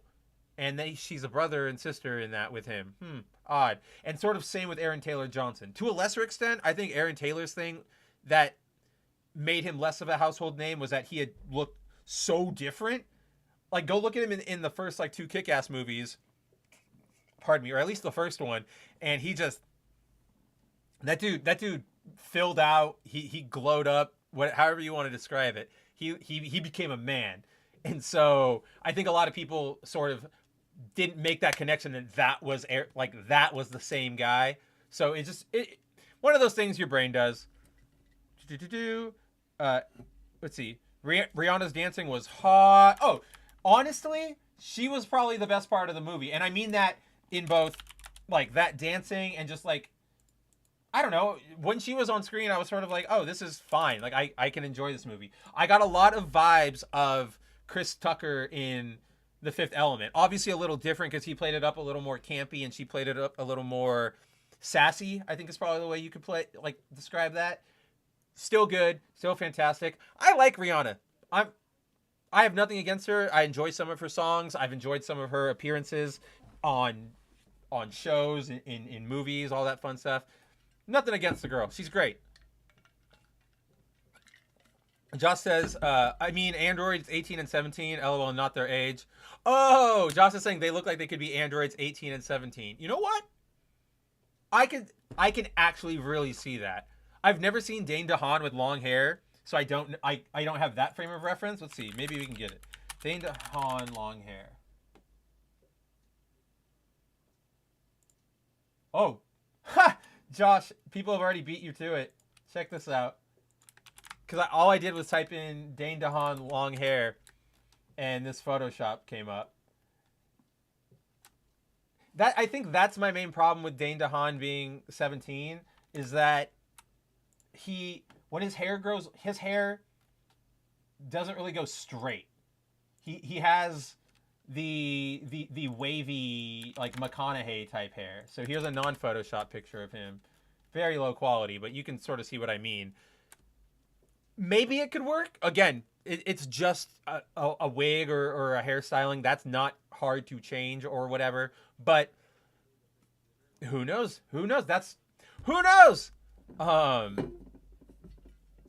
Also, she has a 15-year-old boy body. Carla, not Rihanna. Oh, I knew you were talking about Cara Delevingne there. Don't worry, Timon. I absolutely knew that. Yeah. Again, I don't know where she went. Somebody, anybody, let me know, because she's gone. And yeah, if you also, I don't know what I was gonna say. Like, I was trying to think of like a Dane DeHaan movie to recommend, but I really, it's like Valerian Chronicle and Spider-Man. He's been in some more stuff recently, but he doesn't really promote it.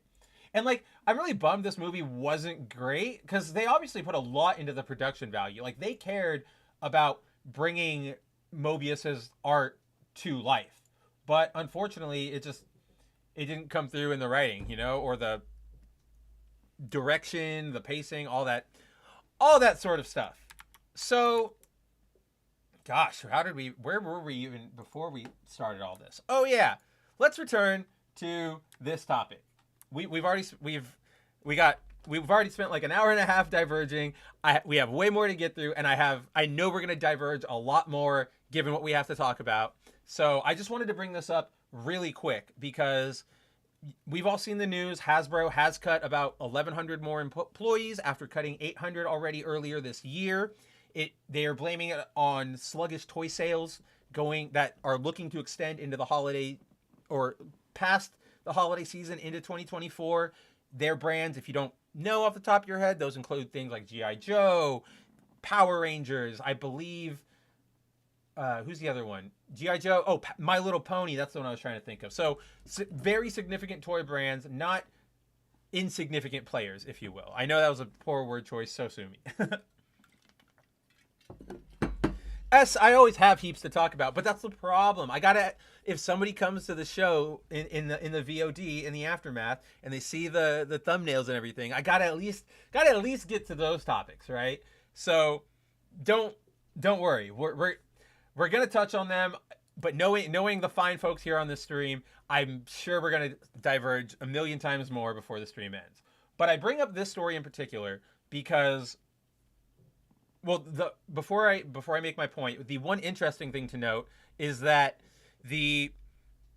according to their most recent couple earning calls, like Hasbro's toy sales have been struggling for a while, at least since last year. Some people blame the pandemic, other people blame just low quality content, low quality output, yada yada yada.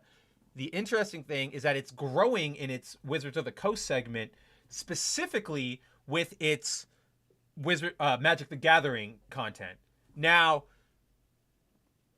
I know a lot of us want to see sort of Wizards of the Coast eat shit, for lack of a better term, with Magic because of the way they've been treating Magic.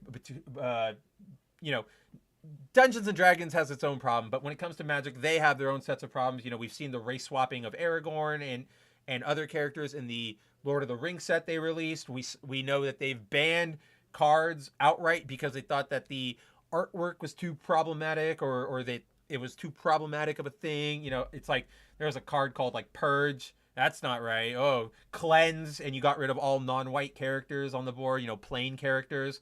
That was removed from the game because it was too offensive. They've got their own issues and stuff. So it is really, really funny to see, or not funny, but it's really interesting to see that they're growing. Or let me rephrase that. Let me start. I totally went off track there. While we would all like to see them failing and taking a hit there, clearly the numbers say otherwise. We can't argue against that. But the thing is, I need to deep dive on this more before, I even like if I were to write an article or whatever about it. But it looks, if I were to posit a guess, I'm guessing that a lot of that uptick in revenue was from their Secret Lair licensing deals, right? Because over the past 4 or 5 years, we've started seeing them partner with a lot of like other brands. For example, they did the Transformers crossover. They've done a Godzilla set. They've done the Lord of the Rings set that we just talked about. They just did a Doctor Who set. They made a Street Fighter set. I used the Zangief as my leader in my commander deck for, from that set. If I were to posit a guess, I would say we're seeing an increase in sales because of their marketing and getting that product out there. And admittedly, they do support a lot of local like tournaments and stuff. A lot of shops have official contact and reps and stuff with Magic to run, or with Wizards to run their games. My question is it sustainable? We have seen a lot of companies before rush out to license a bunch of crap and then go, oh man, this isn't really working out for us. Funko is probably the biggest the biggest evidence of that. They're still paying off licensing debts, and that's insane. They've been in operation for a while, but because they had to license every fucking thing under the sun. I literally saw a Funko Pop of the girl holding a balloon Banksy painting, right? If that's just that's just like a hyper fucked up on like 7 different levels. You could write a thesis, a college dissertation on how fucked up that is. Just all together, in principle, in concept. Wow. Just really bad. So that's on them, but it does happen. But so it's an interesting thing to see. As far as Magic and all that, I just bring that up because it's an interesting thing to see. Dungeons and Dragons isn't faring as well. That's actually falling, but because it's under Wizards of the Coast, it gets that boost from Magic so that they can say that sector is profitable, whatever. Business talk, if you went to business school at all or you've watched an episode of Suits, you know exactly what I'm talking about. So that's sort of where we are with that. S says, as always, I have nothing to add to the convo, but still love listening to you waffle on. I don't know what waffle on is. We only recognize Western slang here, like American slang. Cowboy. Let's see. Condescending Josh says, what's the race swapping I see there? Triceratops swap, race swap to wolf. Yeah, that's a species swap, my friend. And then I think I saw Timon. I can't see him. Oh, I know how to bring up that chat. I'm stupid. Yeah, Timon said, is that a chameleon? Yes, that's a chameleon over there. A shark, a wolf. This is the cockpit for the Cosmic Fury Megazord. I haven't watched Cosmic Fury because I kind of just don't care. Maybe I'll get to watching it like some fucking day, but I really just don't care. And then Simon Bennett, the showrunner's whole, oh, I didn't really like Toku. Who takes that seriously? Blah, blah, blah. It needs to change. That just pissed me off beyond my core. And the whole, if anybody, I've talked about this with my good friend Jacob, like dozens of times on his stream, on the Bounding streams. The Once and Always special was such like a milking cash thing, and it just this is an example of like soulless, kind of like what we were talking about earlier with Yu Yu Hakusho. This Power Rangers concept this season just feels like it was made to milk money and go, oh, get us some toy sales by bringing back the Blue Ranger. That's gonna, everybody loves him. That, yeah, I mean, I do love David Yost, don't get me wrong. I'm glad he's getting money and getting his due after being bullied for being gay on the set, or on the set of Mighty Morphin back in the day. But it's just, it's so desperate. It feels gross. It feels too corporate. I don't want anything to really do with it. So, even that awful Beast Wars movie is trying to cross over Transformers with GI Joe. That's an that's an interesting thing that I think a lot of us have forgotten about. But yeah, the end of that Beast Wars movie ends with a transform or a GI Joe connection. Who fucking knows if that's ever gonna happen? That's like a Marvel level cameo where they threw it in there so people would go, oh, and then they don't really have a plan to do anything with it. It's just out there. There's an option for them to do that. You know what I mean? Yes, exactly, Timon. Wheelchair accessible dungeons, no more race traits, prom D&D, no more alignments. And that's just top, touching the tip of the iceberg. You've also got lore changes. You've got, interaction changes. You've got dialogue changes. You've got book content changes. Just all this stuff, made out of a deference to sensitivity and modern sensibilities. And it's obviously degrading the product, and your players are walking away. Magic, that sort of stuff isn't integral to the game as it is in Dungeons and Dragons, right? Like there's no race modifiers or whatever the hell to your cards as a core thing. It all can be swapped out. You guys know what I mean. But yeah, that it's very clear that people are stepping away from that core Dungeons and Dragons stuff, and it's not great for Hasbro. But I sort of really bring this topic up just because on that topic of Power Rangers, see, this is what I'm talking about. This is not how you treat your customers or your licenses, Wizards. Even though the art, like, it's well produced art, not like that's not right. What was I coming down here for? Oh, I think I just wanted to look at that picture of Zayato. So here's where I'm at with this deal. So this recent move by Hasbro, which is 1,100 jobs cut, more staff, like 1,100 job cuts on top of 800 cuts, and they had to shut down one of their offices, and they're folding it into their headquarters. To me, I feel like this might be the end of Power Rangers for a while. I think that you're gonna they're tightening their belts. They're gonna focus on their core properties. They're gonna put a lot more effort into Magic the Gathering and Wizards. They're still gonna, but I think as in terms of producing a whole show, hiring staff, hiring showrunners, actors, CGI studios, promotion, deals, all that kind of stuff. I just think that with the steam that's already run out on the franchise at this point, and if Cider were here, and maybe I'll bring this up with Cider next Wednesday on the 0-1 stream, because I know Cider is my Power Rangers boy. The steam has run out here. It's been running out sort of for a while now, ever since Hasbro acquired the license proper back in like 2021, 2020. And we know that this is sort of like a finale this is a sort of series finale or franchise finale, because we're supposed to be getting, after this, it's supposed to be a young adult like reboot of Power Rangers. And if those words aren't enough to send you running for the hills, I don't know what else. Like, I don't know what will. But I fear not really, because again, Steam's run out, but I feel like this means Power Rangers is going to go away for a while. They're not going to put money into producing anything. The toys are still going to be there. They'll still try the toys, but we're not going to see Power Rangers on the air. And again, I don't even know for how long. I don't think it's forever. I don't think it's too hot of a property for them, and one of their only major television properties, that they can work with to kind of hit that market. So I think eventually we'll see it come back in some way, shape, or form. But I think this is going to be curtains on Power Rangers for a while. And I don't really have any feelings on it. I just think that it's interesting. I just wanted to sort of throw that out there, see what other people thought. But who knows?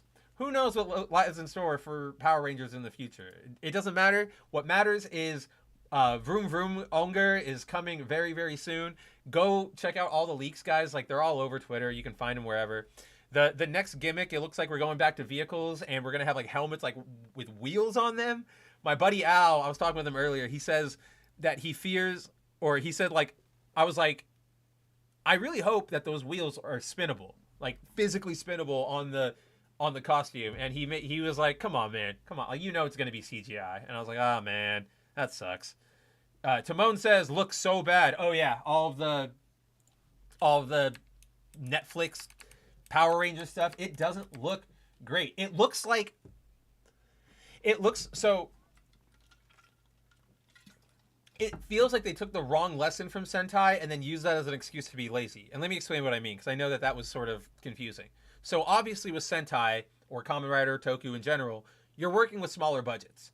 And in working with smaller budgets, you have to make some cuts. And as you make some cuts, things might look a little more wonky. People have to spend their disbelief a little more. It's not a bad thing. It definitely is it's just a part of making media and creating art and all that kind of fun stuff. For example, go look at like Kamen Rider Gotchard, which is the latest Kamen Rider series. That series has some pretty not great CGI, but you work with it, you understand the setting, you understand what you're working with, the context, and readers can sort of suspend their disbelief, or viewers can suspend their disbelief and get through it. It feels like with these Power Ranger series, like especially Once and Always and Cosmic Fury, from what little I've seen of it, it feels like they went like, oh, see how they, their ships look weird because, and they're not like accurately flying. Well, we can just do that, right? And it's like, you're not understanding why they did it. They're still trying to sell the illusion that the planes are flying. They're not just making them fly around to go, wah. And it's things like that's what I have such a cynical view of these new Power Ranger productions, because again, reeks of corporatism, reeks of of member berries, and reeks of not really caring about your source material. Again, especially with the Simon Bennett stuff that we talked about both here, way back in episode 2, and I talk about all the time on Bounding Into Comics. Timon calls it right. Nothing will ever beat Showa era Sentai. Man, I genuinely can't disagree with that. I have some love for the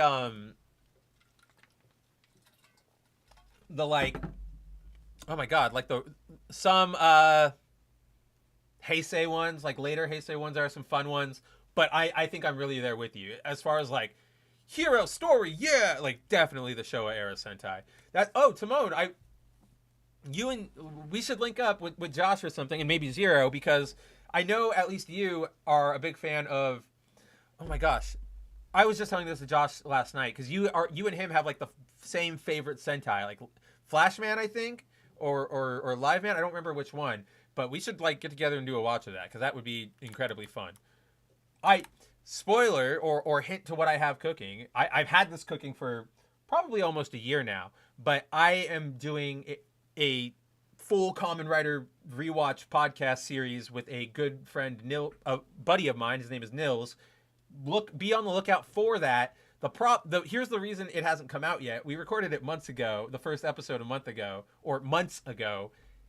It's like a 5-hour thing we have to edit, because we went through like the first chunk of the very first Kamen Rider series, and there's just a lot to unpack there. There's a lot of silence, of bathroom breaks, and it's just, I admit, it's daunting. I just need to find the time to be able to sit down and be like, all right, edit time.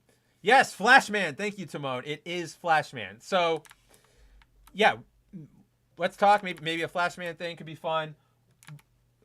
But as far as this story goes, good luck, Hasbro. That's all I can really say. I'm gonna miss the Power Rangers, obviously. I appreciated them for what they were, obviously being a completely different sort of divergent timeline take thing on Sentai. It was fun. I know that I have a lot of good memories watching it as a kid, watching it with my nieces and my nephews and my cousins, and I'll see you when I see you. You know what I mean? But speaking of seeing things when you're seeing things, I think this will be a good time. You know what? I absolutely need to go to the bathroom really bad. So here's what we're going to do. I am going to leave you guys for just a quick second, but I will let you watch. I will put on, so you're all good, like a substitute teacher. I will let you watch the rest of the Broly fight.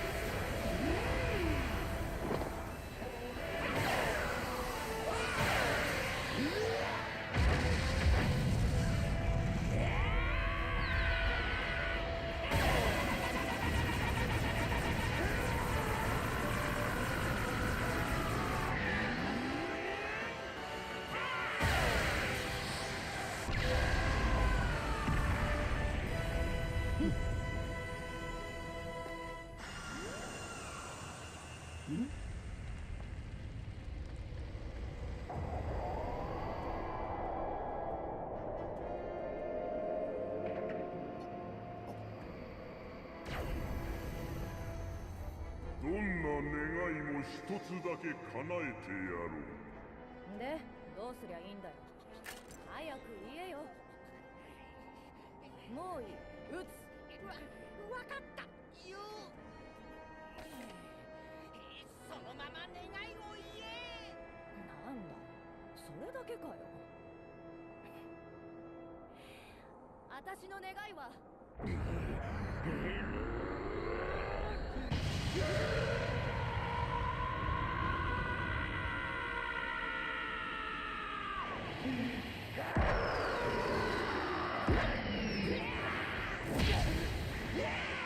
I definitely got copyright struck. I definitely, yep, everybody's seeing himself. Or everybody's seeing it. Everybody's seeing it. I spent no time, there was no gap in time between me going from here to the bathroom and back. And I definitely, while I was in the bathroom, I got the notice like, oh, your stream is not working. We're going to interrupt it because something is happening, yada, yada, yada. Let's see. But regardless, I'm back. Hopefully everybody there, you know, Shinkai, S, Timon, obviously I know those three saw it go down. Hopefully I will be back up in just a second for you guys.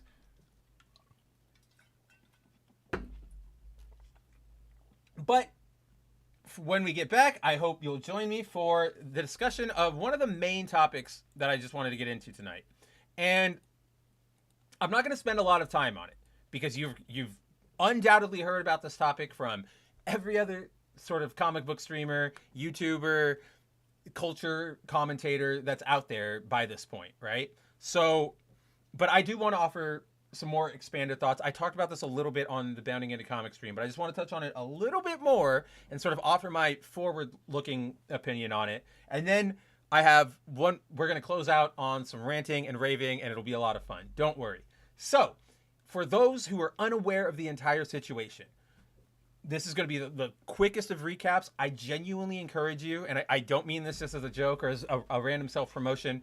I've been following the story since it broke over on Bounding Into Comics. If you want to follow it from the very beginning, go over to Bounding Into Comics, search Cancel Pigs in the search, straight up look for the term. The first 3 results will be, in order from newest to oldest, the coverage of the story. So, you know, start at the bottom, go on up.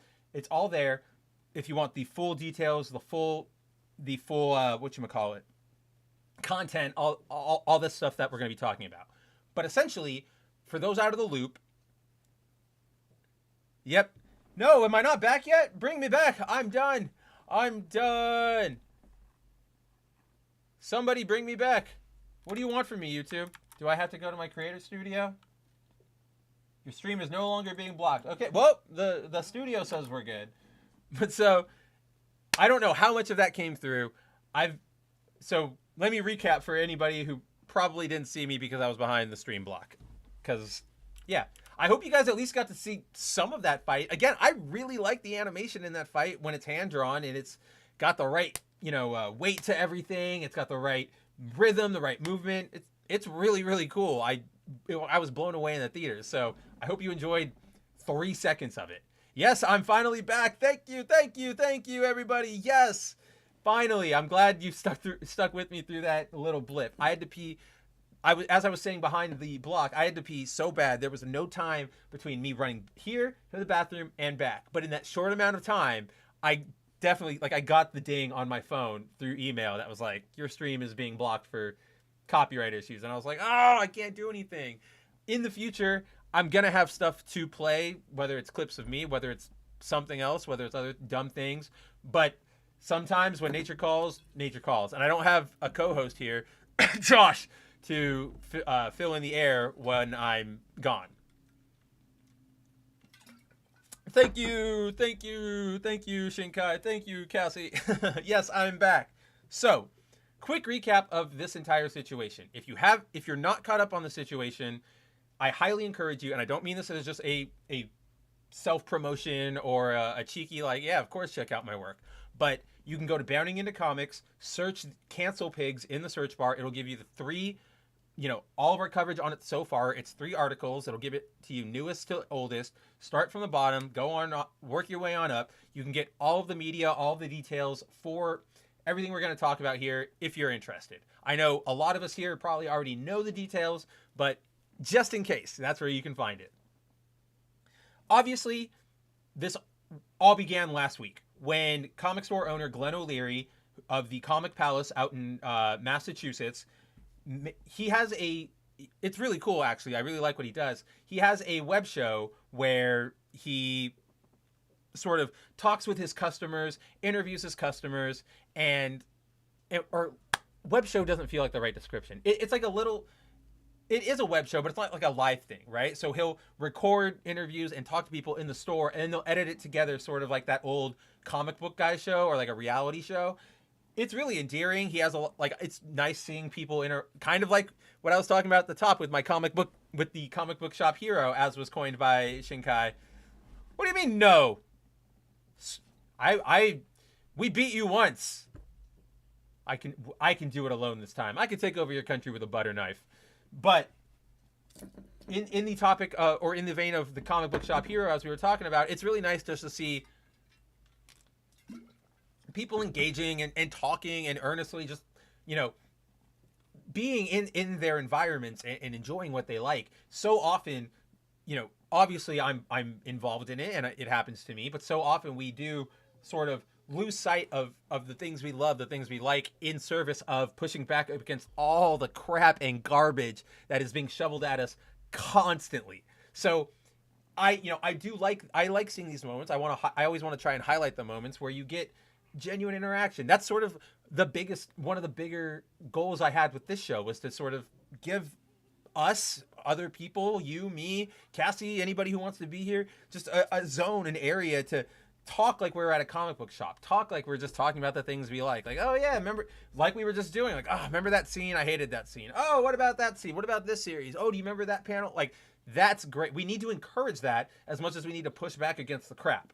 But so, Glenn O'Leary, he has a show that's like that. It's a really fun little thing. But a certain clip went viral last week, wherein he specifically criticized the fact that readers don't want modern comic books because they don't know how to write the characters. They only write themselves. So a modern writer will get an assignment to Captain America. They'll get an assignment to Batman, Wolverine, or whatever. But rather than writing the character as them, they will write the character let me rephrase that. Rather than writing the character as Wolverine or as Batman or as Spider-Man, they will write them sort of like, Spencer is Spider-Man. What if Spencer was Batman? And that's why we get a lot of political screeds, a lot of characters who act so off-kilter, because not only is that how they're writing it, right?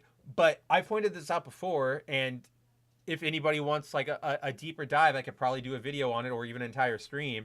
But they also use their productions, whether it's a video game, a movie, a TV show, a comic, they use them as platforms to sort of work out their own issues. So now your Batman comic is no longer about Batman. It's about, writer A working out his anger against the fact that he didn't get to go to prom. Instead of Green Lantern, you get writer B working out the fact that she was single up until she got to college, right? It's resentment things like that. You instead of I don't know who the hell. Let me look around. Right, like literally anybody. Instead of Iron Man, you're getting writer C as Iron Man who has daddy issues. It's like I love his rant because it's not only passionate, but he's so intelligent in delivering it. Here, I think we can at least bring up the rant. I know we've all seen it. We've all been there. We've all seen it. But I think, why not? Why not? And you better believe, ladies and gentlemen, any issue, and I've said this before, and I'm declaring war again. Anytime bad comic books come up, I will use this picture of Chasm because I'm still pissed off, and I won't stop being pissed off until, I don't know, Zeb Wells comes to my house and personally apologizes. I know I'm totally exaggerating, but I'm not happy about it, and I don't think I'll ever get over it, so I'm pissed. Where the hell? We can at least open up the original video. Why not? I've got it. So you can sort of see, we'll start a little bit back so you can sort of see what his show is like. Again, I really like it.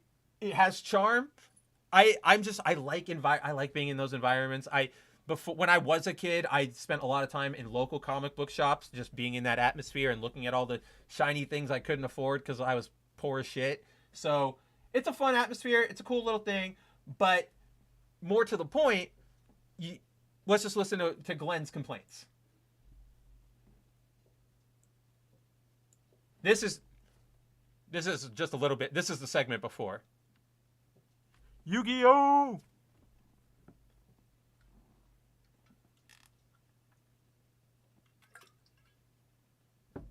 Just to give you sort of a taste of what the show is, right?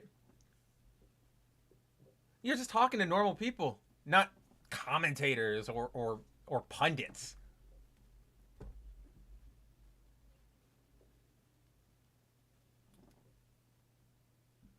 Right? Isn't that cool? So here's the relevant part. Oh crap! I've had the audio muted. I'm so stupid. I'm so bad about that. Let's rewind a little bit. Wait a minute here. Yeah, I know, Simone. I caught it. I caught it. Like little creatures that you didn't really kind of understand before. But yeah, sort of just So this part's just to give you a taste of what the great show's. about comics. You can read back. You go back. Well, and say, "Whoa, See, wait a minute." it's the people this having was fun, a different like, inflection. about I thought this was going reading this way, comics it and really card isn't. games. I It's want the old nice. paper. But here's the relevant part. I want the smell of that old paperback.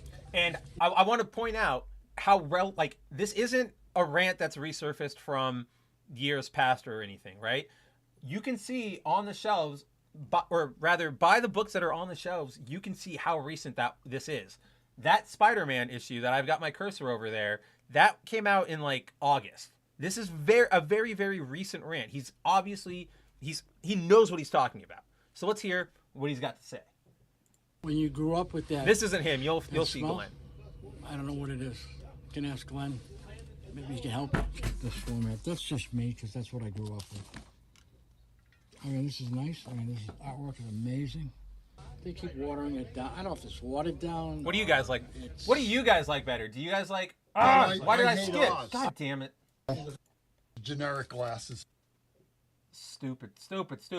You know, Yeah. Question for you guys: when it comes to like the print of your comic book, what do you prefer? If you have a preference at all, do you like the old school newspaper style that he sort of is talking about? Do you like the glossier ones we're getting nowadays? Do you like the Archie style ones that were sort of, again, like those were actual like newspaper paper, and then the lower print of the older books? I don't know if I have an opinion. I know that when I'm reading them, I think I like the grain of the old school like newspaper one, especially if I'm doing old comics, because I also think that the newspaper paper is what will accurately show you like the colors and the art as they were intending, because that's what it was meant for. You know what I mean? Just curious. If you have one, let me know. If not, no worries. perfect. I don't know what else to tell you, kid. But here Yeah, comes the Glenn. Hood was a fantastic character, and then they just made him idiotic after that, and they ruined a great character. I mean, the Hood comes out of nowhere, and believe it or not, that idiot Brian K. Vaughan, I believe, came up with the guy from Saga, the guy that can't get a book out on time, right? He used to be a brilliant writer and a worker, but now he's just a lazy chump. So they get the Hood going. I love all of this because it's so pure. You don't get to hear he's just going, Brian K. Vaughan's an idiot. He's a chump. It's not the normal rounds of like, oh, he's a fascist. Oh, he's a sexist. Oh, he's woke. Oh, anything like that. It's just, it's sort of like the old school complaints. And it's nice because, again, this communicates to me that these people are actual fans of the comic books because they are engaging with it in the way I've seen people engage for years and years and years. Yeah, Timon says old paper was cheaper and feels better. I'm like, yeah, the cheaper and feels better is such a weird thing to me because like that's true, and I agree with you, Timon, but so few publishers do.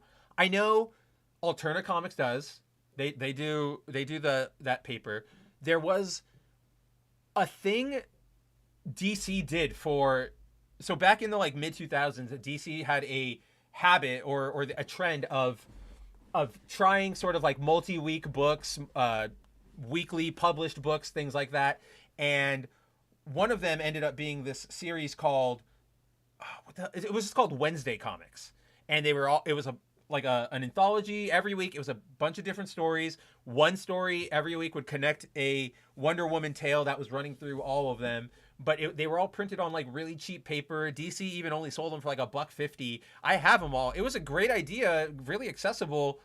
I don't know why they don't bring that back. If I have to chance a guess, it's probably just because they don't have that equipment right now, and to go buy printers for that sort of paper and get the programs and the techs and people to work on that is probably just a shitload of money for Disney at a time when they are bleeding it. So that's just my guess. S says, fun fact, I've never read or touched a comic in my life. Well, I don't know what you do with your life. You guys just pick poppies, right? You pick poppies and you make disgusting food, and then you go home and you stream for like 24 hours every week. So that's what you do. I would recommend you go touch comics, because comic books are incredible. That's really all I have to say. Agreed to Hillam. Glossy can be good for graphic novels and trades. It's funny because when I mentioned alternate comics using the lower quality paper, again, not a detriment, just it is lower quality to their advantage. My mind also went to how iconic comics, like the Common America folks and the Soul Finder and Black Ops, all of theirs come on this really nice, glossy, pristine paper. But I think that helps their art and that work pop, right? Like that's what it was meant for. Just sort of like with Kingdom, all the stuff we were looking at earlier, that like looking at that in black and white on like manga newspaper paper is probably an entirely different experience from looking at it digitally like we just did, which is probably an entirely different experience from reading it in a collected tankobon, which a lot of people probably do. So that's what I mean. Like there's so many interesting ways to use the medium, the paper. It's so great. Yeah, Shinkai says, I'm more into mangas and webtoons. I need to get into webtoons. I know it's a huge market out there. There's so many stories. I just haven't. Again, it's like Saint Seiya. I just haven't gotten around to it. And I have read one. That's what I wanted to say. It's not really an and. It's more of a but. But I have started reading one, and that was Tower of God, the Korean webtoon action manhwa, because I was one of the people Crunchyroll allowed to review their adaptation of it when it was airing, which, by the way, was really good. And like they put a lot of effort into it. It was a good Crunchyroll original. I don't know why they don't do more with it. I think a season 2 is supposed to be coming, but it's been like years. That was one of my first assignments for bounding into comics. So it's been years. Tehillim says, I'd rather pay less for single issues and get glossy trades and graphic novels. I agree with that too, because, and here's what I've been kind of torn on this debate for a little while. And I had it again this weekend. It came to the surface for me this weekend because I went to like a secondhand retailer store and they had a bunch of issues and stuff.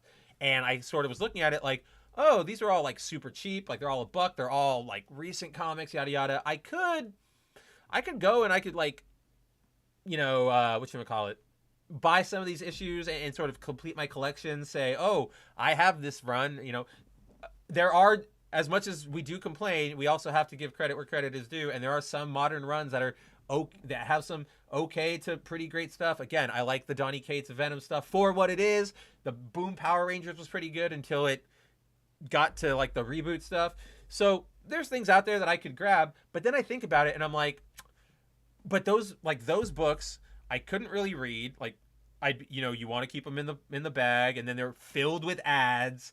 And yeah, I could probably just go find a trade and it would look really nice and it would go perfectly on my bookshelf, and it would be easier for me to go, oh, hey, Tehillim, you came over here, check out, whatever. Check out Scarlet Spider with Kane. Here's the first volume, rather than flipping through it. And then really the single issues sort of kind of only exist as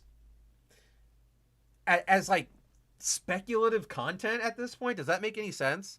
Like at this point, people only buy the original comics out of, or not only, you guys know what I mean, but in the speculative marketing sort of sense or product sort of sense, I feel like people only really care about comics because, oh, if I buy this comic and this new character that's coming out, maybe they'll get a movie someday. And then once they have a movie, this will be worth something. It's exactly like what we saw in the 90s, but based on movie adaptations instead of just growth over like unlimited growth over time. That's totally what I get. Shinkai says, yes, Tower of God goated. Can't wait for season 2, July 2024. Oh shit. Okay, it is. We're close. Again, still a really long gap, but I am freaking there. Timon says Crunchyroll is full of commies, especially the Brazilian part. You're not wrong. Do not get me wrong. I am not saying I'm a fan of Crunchyroll. I'm not saying I'm a fan of their practices or their staff or any of that kind of stuff. What I am saying is that credit where credit is due, they did really good work on that Tower of God adaptation. They didn't interject anything. As far as I could tell, the dialogue and script was fairly respectful to the source material. You know, there were no memes or anything added. And it was like major voice acting talent that they got behind it. Like, I got to interview them. The guy who does Rack, the giant lizard man, that is Bakugo over in Japan.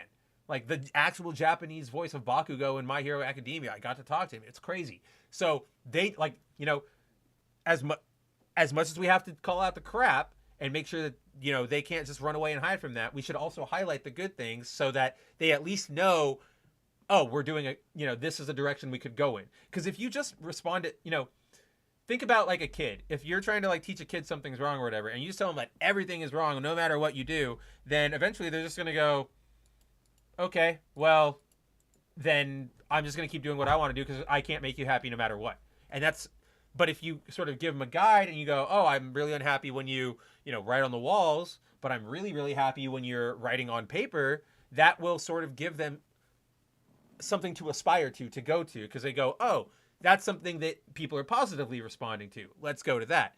If you just go, oh, everything you do sucks, everything is the worst, blah, blah, blah, then the comic people will just go, well, screw you then. I'm just going to write what I want to write. So it's all about balance. But again, we all know that Crunchyroll is really, really bad. Yeah, exactly, Zero. You don't hate localizers enough. You might think you do, but you actually don't. There was a recent interview, Zero, and I didn't have the time to cover it. I might, if I get a lull next week, I might. But Shinkai Masuya, the guy behind like Your Name and Suzume, and there's another big one that I'm totally blanking on, but that director, he was talking to Eurogamer, I believe, about just animation things in general, and they sort of asked him a question about, what do you think about localizers? What do you think about the whole debate that's going on around localizers? And that was, it sort of bummed me out, because the answer he gave them was very favorable to them. Here, I'm gonna look it up because I don't want to misquote him. I don't want anybody to take away this quote. Or Makoto Shinkai, sorry, not whatever I said. Yeah, you got me, Zero. Thank you. What the hell did I say? I think I said Shinkai Matsuya. I literally think I just put an M at the end of our boy Shinkai, like our friend Shinkai's name down there. So here, we'll get back to Glenn. I promise. This is just, again, I told you guys tangents were coming. If you're here, you know what the show is like. So they talked to him about his body of work, general interview, and then let's see, okay. So follow me here. It's going to be a long read, but then we'll come back to it at the end, right? Right, exactly, Zero. The Japanese are tremendously ignorant to Western politics and ideology, which I understand, because these fights that we are currently engaged in for our entertainment and our culture and stuff are very, very Western centric right now and rooted out here. It's just a bummer. You know what I mean? Like because it's such a cultural thing at this level, at this moment, it makes it sort of hard to communicate what is exactly going on. That's why I remember, Zero, that image that was made like 2 years ago by the artist that was like, all Japanese artists read this, and it was about how you should just ignore like shippers and people with like pronouns and icons and stuff in their names, because they're just going to start trouble. Like that ruled. And I think we should see more of that, just trying to help them along into understanding what we're doing. You know what I mean?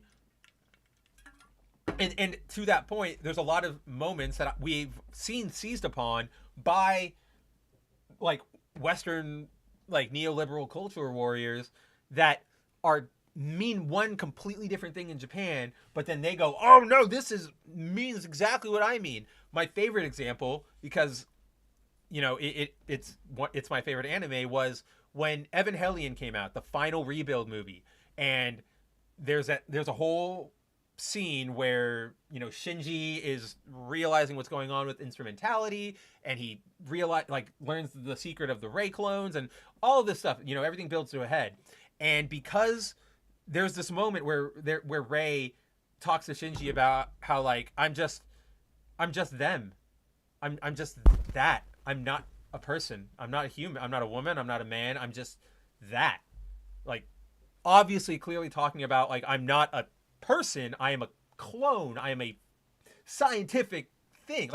I am not. There is no Ray. I'm Dr. Yui, but slightly modified to help with all the Ava plans. CBR took that and they were like, "Oh man, Ray came out as non-binary. What a victory! What a victory!" And Ano even had an interview later on where he's like, "That all of Ray's disassociation is from her realizing that she is not not just that she's a clone, but that she literally does not exist outside of Ray pilot Evangelion." That was one of my favorite ones. So, but yes, to that end, there's lots of that happening. The chat says, yes, Weathering with You, Tehillim, thank you. That was the one that I couldn't remember. That was the one that I was trying to land on. Tehillim and S both say Suzume was amazing. Tehillim's got a review coming out. Good. I can't wait to see it. S says it broke her heart. Aw. So I haven't seen Suzume yet. I really want to. I do like Makoto Shinkai's movies, as repetitive as they are. They're always really pretty. But sort of to sort of expand and elaborate on what I just said, where I do find Makoto Shinkai movies really repetitive. They're all sort of the same. Boy meets girl, disaster, weird phenomena is happening. They go on an unexpected adventure, and along the course of the way, they start to develop really deep feelings for each other, but they never actually get to be realized, because that's the message that he sort of always wants to communicate, that love is hard, it's fleeting, humanity is to err is to human, right? That's what he communicates, but that's kind of what all of his movies are about. So I joke a lot with my friends that if you've seen one Makoto Shinkai movie, you've seen them all. Or rather, everybody has one favorite Makoto Shinkai movie. You'll have seen whatever one you saw first will be your favorite, and then everything else you'll just go, oh, it's the same thing. But I really like this one, and it's just going to be because it's the first one you saw. For me, it's Your Name. I get emotional at Your Name. That ending bores me to the core. But then, yeah, that was the first one I saw. All the other ones, I'm just like, oh yeah, I've been here. Especially Suzume. I saw that and I was like, I know what this is going to be, but I still want to see it. You know what I mean? Tehillim says, I enjoyed Thrice Upon a Time NGE. Really enjoyed Shinji's ending. Yeah, and that's the exact scene I'm talking about, Tehillim. It's that ending where he's talking with Ray and sort of getting over everything and realizing it. But yeah, dude, isn't that ending so good? It's Zero's going to get mad at me for saying this, but the way I view those is very similar to the way I view the Final Fantasy VII Rebirth series, the remake series, because it's doing the same story, but it's also timeliney shenanigans that are going to give us a slightly different outcome when we get to the end, but building upon everything else. So I really, really like that concept. I've always been a big fan of the moon time reset theory for Evangelion that I cannot go into right now because there's just so many twists and turns. But S says, see, I preferred Suzume over Your Name. Well, somebody over here is breaking my theories down. God damn it. How dare you? But anyway, so this, I'm going to read it again. I'm going to go to the question. I'm going to read the quote, and I'll bring it back for discussion. So this is the question from Slash Film. It wasn't Eurogamer. I just got, I mixed up the logos. They use the same shapes and colors, whatever. Quote, so he's talking about how do the what are the earthquakes, what's the symbolism in it, anything, whatever, because the interviewer is sort of what does this all mean? Maybe I didn't catch it, yada yada. So the interviewer begins, quote, I wonder if maybe that has something to do with the translation, that it was referred to as more of an animal. But it does raise a question about the way your films translate to American audiences in a very literal way, and also in a broader context. And I want to talk about this in regard to just the film's title, which in America is Suzumi, the character's name. But in Japan, it is Suzumi no Tojimari, translated Suzumi is locking up, the character doing something. It's an action. Do you believe that changes the context in which people will approach the film, or perhaps take away from it because it's suggesting what the emphasis is in the story? Now, replies Makoto. Quote, anytime a film or work like this is localized, and this is not just limited to Japanese content or anime being localized for other regions, but even Hollywood films being localized for other regions around the world, there is some degree of almost cultural background that each country or culture will have that is more ingrained with the originating culture, as opposed to the one it's being targeted or localized for. And I think the very nature of translating or interpreting something will come with its own set of loss. There's nothing you can do about that, just simply because of what words are available and what cultural backgrounds people have. And I think certain emotions, perhaps you can't even find the right words to use to express. But I also find that process very interesting because of language and culture. You can't make something that's one-to-one. It's just a physical impossibility. But the fact that it doesn't exist, to me, is what makes multicultural projects or films quite interesting and engaging. Perhaps there might be some very subtle nuance or cultural background that Japanese people have that international audiences might not. But in spite of that, I think making a fun movie is at the core of what movie making and filmmaking is all about. And if through some localization and some subtle nuance being lost through, whether it's a title or translation, if Suzumi ceases to be a fun movie, then I think there's an issue with the movie itself and not necessarily the localization. So in that sense, I think what I wanted to say, insert meaning in the core messages, the so-called spirit of the film itself is, at least I feel, is definitely conveyed, and it seems to me, just on audience reaction, that there's fun to be had. Now there's another, there's another part. Yes, so they then go on to sort of talk more broadly about the film. I just need water, hold on. Yes, Timon, I also agree that Miyazaki has like the same type of movie and over. I make the same joke where like everybody has their one favorite Miyazaki movie, and then the others are sort of just like, yeah, I do like that one. It is good, but it's not Spirited Away. It's not Howl's Moving Castle. That's mine. My favorite one is Howl's Moving Castle. But so, Tehillim also adds, I think Shinkai titles can sometimes be a little better than Hayao Miyazaki titles. Even Miyazaki has some real good gems. Again, they're good movies, they're good stories, but it's a lot of you seen one, you seen all of them coming, because that's the message. Those are the messages and stories they want to tell, and that's fine. There's nothing wrong with that. It's just it's an observable thing, right? Yeah, and exactly. I don't say they're bad, but Totoro, Moving Castle, and Spirited Away are basically the same movie. Right, exactly. They're not bad. They're just very, very, very similar. You're like, oh, we're doing this again. All right, okay. But so later on in the interview, they talk a little more about Suzume and everything that happened in it. We get another question from Slash Film regarding localization. Quote, it's a really interesting time, I think, for animation as a medium. There are a lot of different filmmakers working in a lot of different styles. In America, we've seen a lot of different filmmakers trying to expand what animation is capable of as a storytelling medium after many years of it being very limited and being considered very family friendly. I'm curious, which is just, I guess that applies in America, but that's just not true of anime at all. I'm curious, as a filmmaker who has made so many great films, what do you think the current state of animation is as an art form or as an industry, and what problems we may have currently today within that industry that we, as animators or even as audience members, have to be thinking about? Makoto replies, quote, I think certainly animation has its own set of issues and problems as well as possibility, and to your point, a lot of people are trying to experiment with what can be done and push the boundaries and challenge the existing status quo of what animation has been limited and relegated to. I think there's a lot of different elements in your question and a lot of different nuance that I don't know if I can answer and cover everything. But I don't want to be seen as representing also the animation of Japan in its entirety. This is just a single creator's opinion. But I certainly want to expand our worldwide audience and footprint as well as expand my own fan base. Because in Japan right now, I think there's more possibility for even older generations and people to experience what animation can deliver as a storytelling medium.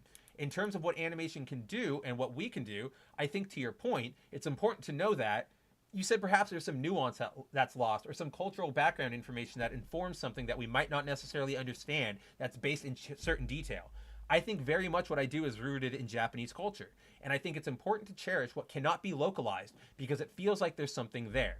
And yes, I know we're trying to expand to a more global audience and have more people engage and consume and understand and watch these films. And it might almost sound like reverse logic, but I think it's important to be very localized in what we take as a thematic element. And that's what's going to help animation expand to newer audiences. That factor that cannot be localized. Because you look at companies like Disney or Pixar, and they're already doing the super multicultural, something that is for everyone, all audiences, all ages type of filmmaking, and very intentionally done so.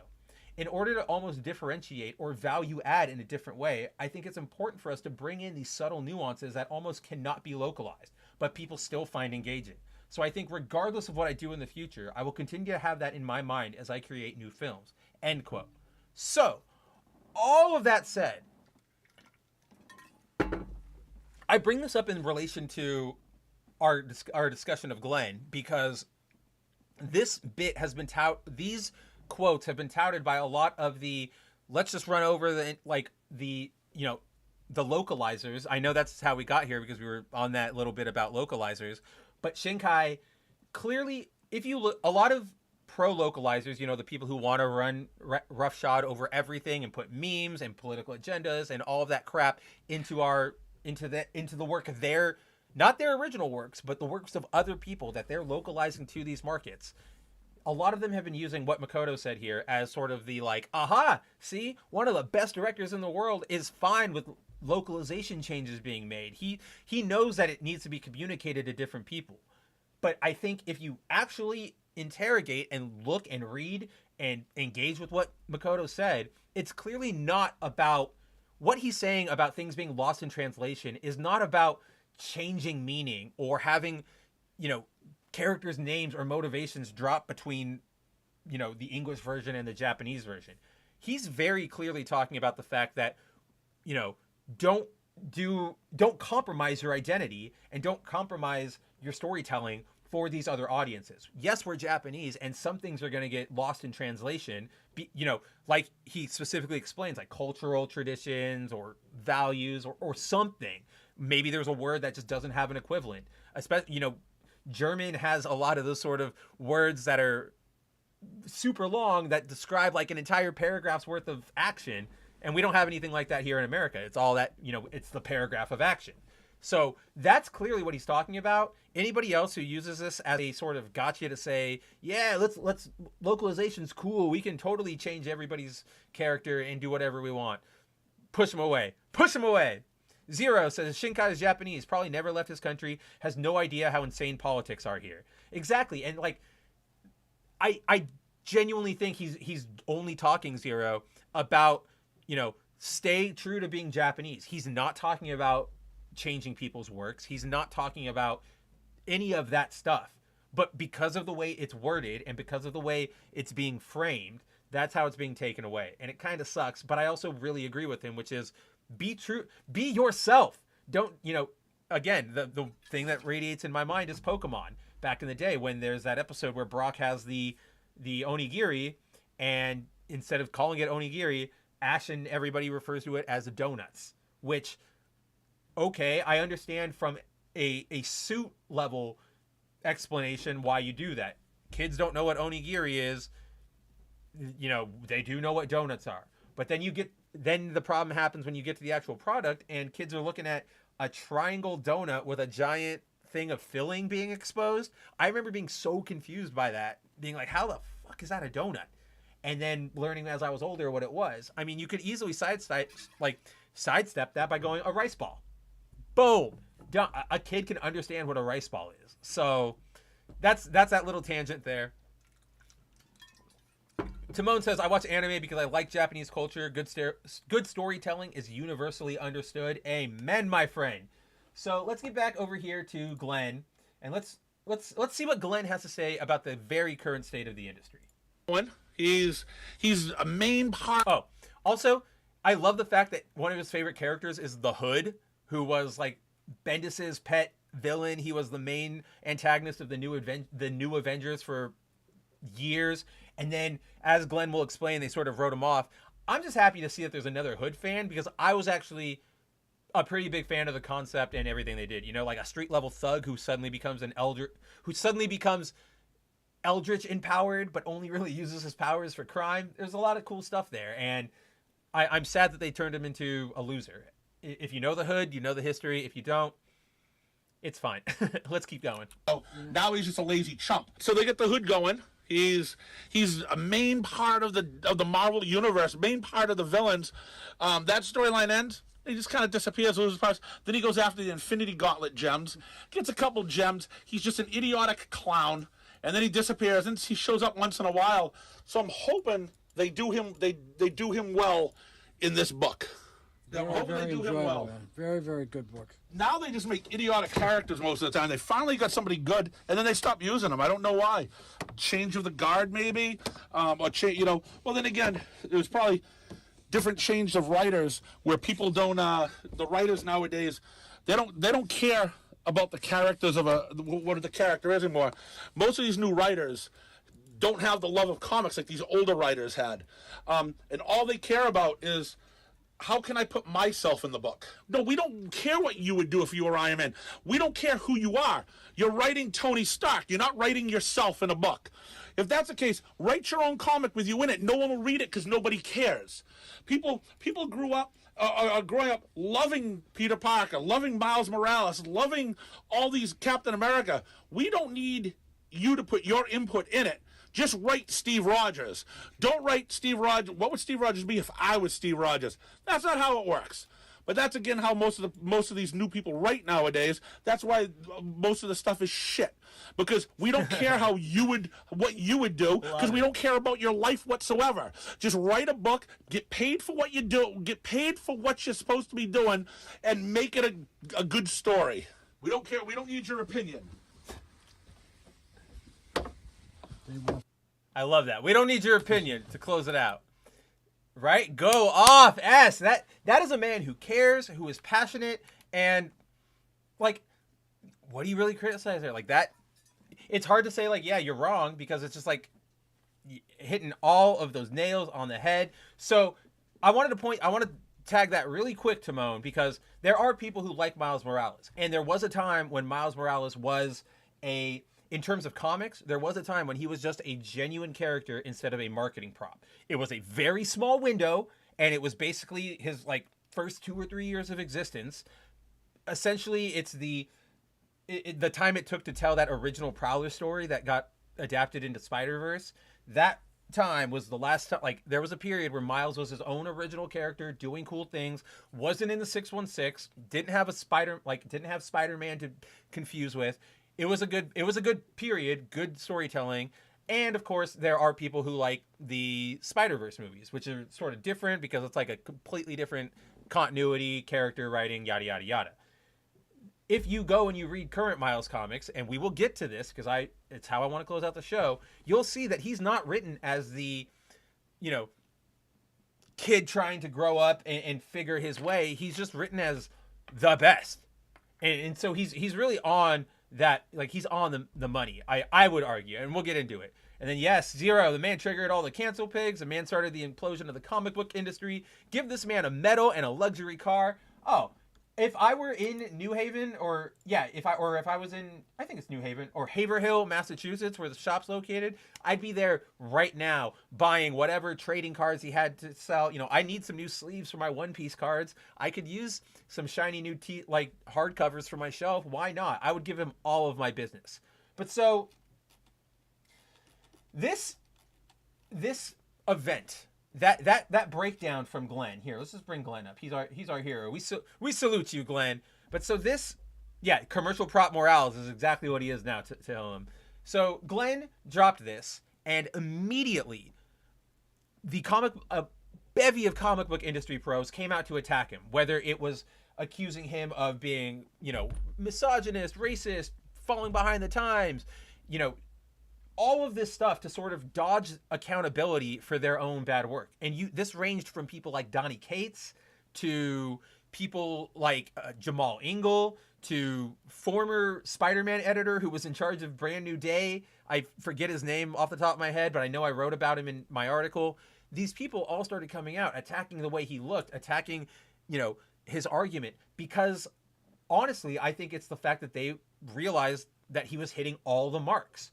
Now the problem comes where, or what happens after that is that a bunch of these pros who are all coming after him and the sort of hanger-ons of their social media core get together and start railing against Glenn, start trying to insult him, start trying to tell him, oh, you're this, you're that, blah, blah, blah, blah, blah, blah, ruin the man.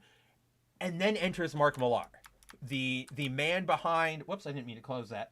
The man behind Civil War, Kick-Ass, as we were talking about, the reason we have Peter down here today. He enters the situation and he straight up goes, this is bullshit.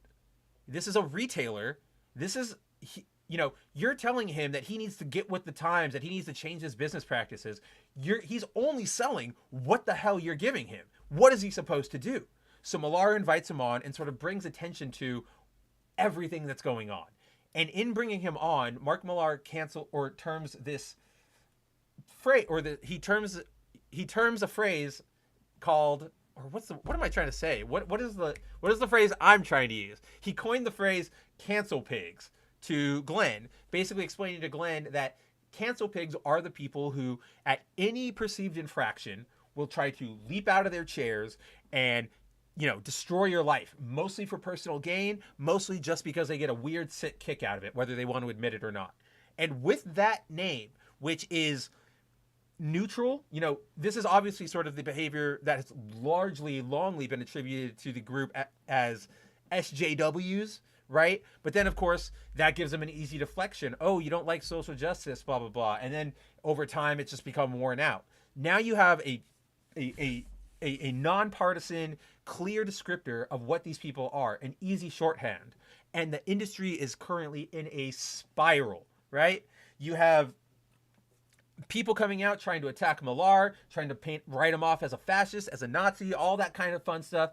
You have Mark Waid, which Mark Waid is probably the best example of a man who is extremely talented at what he does, but just sucks as a human being. Like, Mark Waid is back out here going, oh, you're like, why are we appealing to the alt-right? Which is just people who want comics to be good again, not any political side. And writing off everybody's complaints as them just not getting with the times and their own holdups. It's bizarre. It's disgusting. And that sort of brings me to why I wanted to touch on this tonight. With, again, so many people in our spheres, in other spheres across the internet have talked about this already. But what I want to sort of note is that I genuinely believe that we are sitting at a turning point in this entire debate. Because while we've had a lot of champions, come out from the industry to speak for us before, everybody, obviously, a lot of the creators who were in Comicsgate, people like Graham Nolan, people like Ethan Van Sciver, regardless of how you agree with them on their politics and opinions on things otherwise. But now we have somebody here who literally has fuck you money. Millar literally, there was a period where he was just writing comic books just so that they can be licensed and Netflix or whoever could say based on a comic book series, right? The man is loaded. There's Kick-Ass. There's this royalties from everything he's done. The man doesn't fear the cancel pig for good reason. Again, a lot of people will go, oh, not all of us can do that. And that's true. I'm not saying that. Obviously, a lot of us have to be wary of our livelihoods being, taken down or attacked or whatnot. But Millar doesn't. And now that we have such a large figurehead, or like not large, but like such a prominent figurehead in comic books, again, the man has pedigree. The man has had his stuff turned into movies. Even if you're an MCU fan, like if you're the leftiest of neoliberal MCU stans, you're gonna like his work because he gave you Civil War. Without that, without his comic, you wouldn't have that story, right? It's things like that. He's too big to ignore. You can't just write him off as he's a weird creator who went off to do his own weird wackadoo stuff. He's in the industry, he's still working, and I think with somebody so prominent, so, I don't want to say untouchable, but so well protected by his good fortune and his pedigree, I think now we may actually start seeing genuine change in the industry. I'm not here to say that everything is going to get better. I'm not saying that all of a sudden our books are going to be the best thing to read and we're going to be sitting on the playground flipping through them, but I think we might start seeing, at the very least, a change in the combative rhetoric that comes out of the industry. And as you know, obviously people have their opinions. People are going to disagree on things all the time. People are going to want to, they're not going to like this person, X, Y. But the big difference between today and creators, whether they be actors or singers or comic book artists now, is that nowadays they are comfortable coming out and just shitting and throwing it out there and letting everybody realize how dumb they are. If half these people would just keep their stuff to themselves, their reputations would be safe. People probably wouldn't assume that they hate them as much as they do. It's a narcissistic turn that we've seen in the last couple of years, again, because of these self-insert writers. But I genuinely feel, I want to say that this is hope that we are definitely going to see something change in the industry. You cannot ignore Mark Millar. Like that's my entire, I think that's the thesis of this little segment, is you cannot ignore Mark Millar. And now that all of their behavior is being exposed, and again, it's very, very real behavior that not only people like us have documented. I know I've documented this. This was like my first beat for Bounding into Comics was, the industry pros attacking independent creators. We've seen it happen for years and years and years. But now that there's somebody that they can't just write off talking about it, they're scared, they're scrambling, and we're going to start, we're going to see it escalate before, things are going to get worse before they get better. But I do think they're going to get better. And it's all because of this man. So eventually in a year or two, we're all going to get together. We're all going to take Glenn out for the fattest steak dinner of all time. And we are going to, I want to put this man in the medal ceremony from A New Hope. You know what I mean? Just give him his gold medal. Let everybody cheer for him. Because I think, this is probably a giant moment, a turning point in comic book history. When people go out and when academics look back through history and try to document where the industry, all of that stuff, this moment will be an inflection moment, because it will be the moment that the mainstream or that fear wasn't the ruling thing. You know what I mean? If you go read my coverage, there are a bunch of tweets from Mark Millar where he straight up says, I've talked to people at DC and they live in fear of these people. And it's like, yeah, a lot of people have been. And not just, in comic books, but in every industry, in every walk of life. These cancel pigs are out there and they're looking for blood. It's kind of like exactly what S says. People love arguing for clout too. There's that.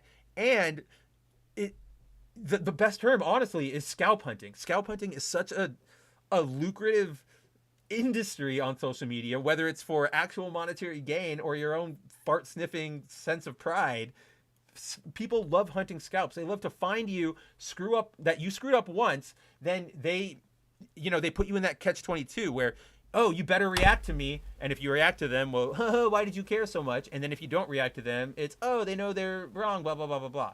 It's all childish. It's all stupid. But I definitely think I'm hopeful. Let's just put it that way. I'm hopeful. And I hope you guys feel some sense of hope too. There was a discussion on Twitter earlier this week. I don't remember who prompted it, but it was a pretty prominent comic book account, maybe Clownfish, maybe Comics by Perch. Can't remember exactly who. But essentially it was a poll of, if comic books, actually changed, if we got out the writers and we started doing better business practices, would you actually come back to them? And there was a very, thousands of replies. Again, it's anecdotal, it's Twitter, but there were thousands of replies, and a good chunk of them said, no, I'm done completely. And to me, I'm not done. I still like Spider-Man. I like these characters. These characters all mean a lot to me, and I would love to see them get back on a better path. And if, yes, we've trudged through a lot of shit over these last 4 years, but if all of that led us to Mark Millar realizing what's happening, taking our side, and finally giving us somebody to support us, to rally around, I can only, I gotta stay positive. Timon says, I don't have hope for Marvel. Again, if it happens, it's going to be slow and steady. I don't know how it'll happen. I don't know where, but I think you just have to have some level of optimism. I don't know if I'm ready to rate it on like a scale. I just know that it's there. I can feel it. I like to hope. And yes, as the fart sniffing sense of pride. Oh, to me, Spider-Man's story died with Ben. To me, Spider-Man's story died with it died with One More Day. With him, with that absolutely savage ass beatdown of Kingpin that we saw earlier. That to me is where Spidey's story sort of ends right now. Like if I were to go back to Spider-Man, that's the point in continuity where if I were to write it, that's the point in continuity where I would pick up. But finally on this topic tonight, on this topic of self-insert writing, of awful comic book garbage, of even Miles Morales, I want to bring up one thing. I think it's, probably to a lot of your, what's the opposite of dismay? Like to a lot of your joy. It's been a couple weeks since I've given you an update on what's going on in the currently running Amazing Spider-Man series or books, all of them related, whether they're spin-offs, whether they're the core series, yada, yada, yada. It's been a while since I've given an update. And that was because, as I think I told you guys about this, but when in the recent books, let me see. I've got to find the book. I can't find it. How can I tell you guys what I'm talking about if I can't find it? So, yeah, it's been a couple weeks since I gave you an update on what's going on with Spider-Man. I've touched upon it in a couple streams, but the last couple issues were sort of a side story that dealt with it was like a goofy side story dealing with the rap demon that thinks it's Peter Parker, and it was admittedly a fun story, even though it was written by Wells, and it sort of was like the kind of story you would like to see in a Web of Spider-Man book or a Friendly Neighborhood, just a fun side romp. It doesn't feel like a core story, and I think it's just further evidence that, pardon me, I think it's just further evidence that I don't even know what I was trying to say anymore because I made that burp and it jostled my brain. Timon says One More Day is after Sin's Past. Oh, yes, it is. It absolutely is. No, yes, it is. Yeah, because that's J. Michael Straczynski. Dan Slott takes over after Brand New Day, and he gives us all everything else. So yes, you are correct. All that stuff sucks, and that's why I want to end it right there, where Peter kicks crap out of Kingpin. That's the best part. But man, I really wish I could remember what I was trying to say before I burped. But it's been a long time since. Oh, right. It kind of reinforces the idea that Wells, if they really are intent on keeping Wells through all his garbage, put him on a side book. He doesn't need to be the main writer. This is not his area of expertise. I've said it before. I like some of Wells's work, and I specifically like his Marvel's Adventures work, which was the young kid, 10 to 13 oriented, 7 to 13 oriented comic book line that Marvel put out in the late 2000s. Told all original stories. They were simple, but they were fun. They worked really well. They were fun. Again, pick up and play adventures, and you go, oh, that was fun hanging out with Spidey for a little while. Now on to whatever. This, however, was just bad, right? Or not bad. What am I trying to say? The most recent story was one of those situations where I think it would have worked in that type of book. I'm going all over the place. But that all changed with the start of the Spider-Man line's new event, which is called Gang War. It is essentially a full crossover of, get out of here. There you go. We need to be on this page. It is, or maybe the cover. Is that? Yeah, there we go. There's the Gang War First Strike. So essentially the new big event that's happening in the Spider books is a full-on gang war for the streets of New York. So you're seeing, lots of mafioso people come back, a lot of the street-level crime people. You've got Black Rose, you've got Hammerhead, you've got Count Nefario, you've got yada, yada, yada. Everybody is battling it out for control of the streets. That's pretty much as far as the premise goes. There's really not much more to explain to that. But so, this issue is Marvel and DC do this a lot now, where they put out a separate, kickoff issue for their event before it actually continues on in the core books.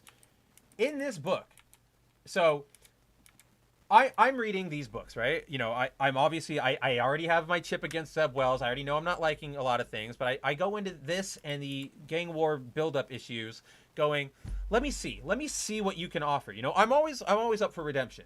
So I said, Wells, this is a different thing. It's not supernatural. It's not Avengers. Let me see what you can do at the street level. And I'm reading these issues, and they're not half bad. You know, or let me rephrase that. I'm not put off by them. I'm going, could be an intriguing story. I'm liking, you know, there's some subversion, you know, crime, politics type things, like mafia politics. Okay, I could be in for this. Then we get to this moment.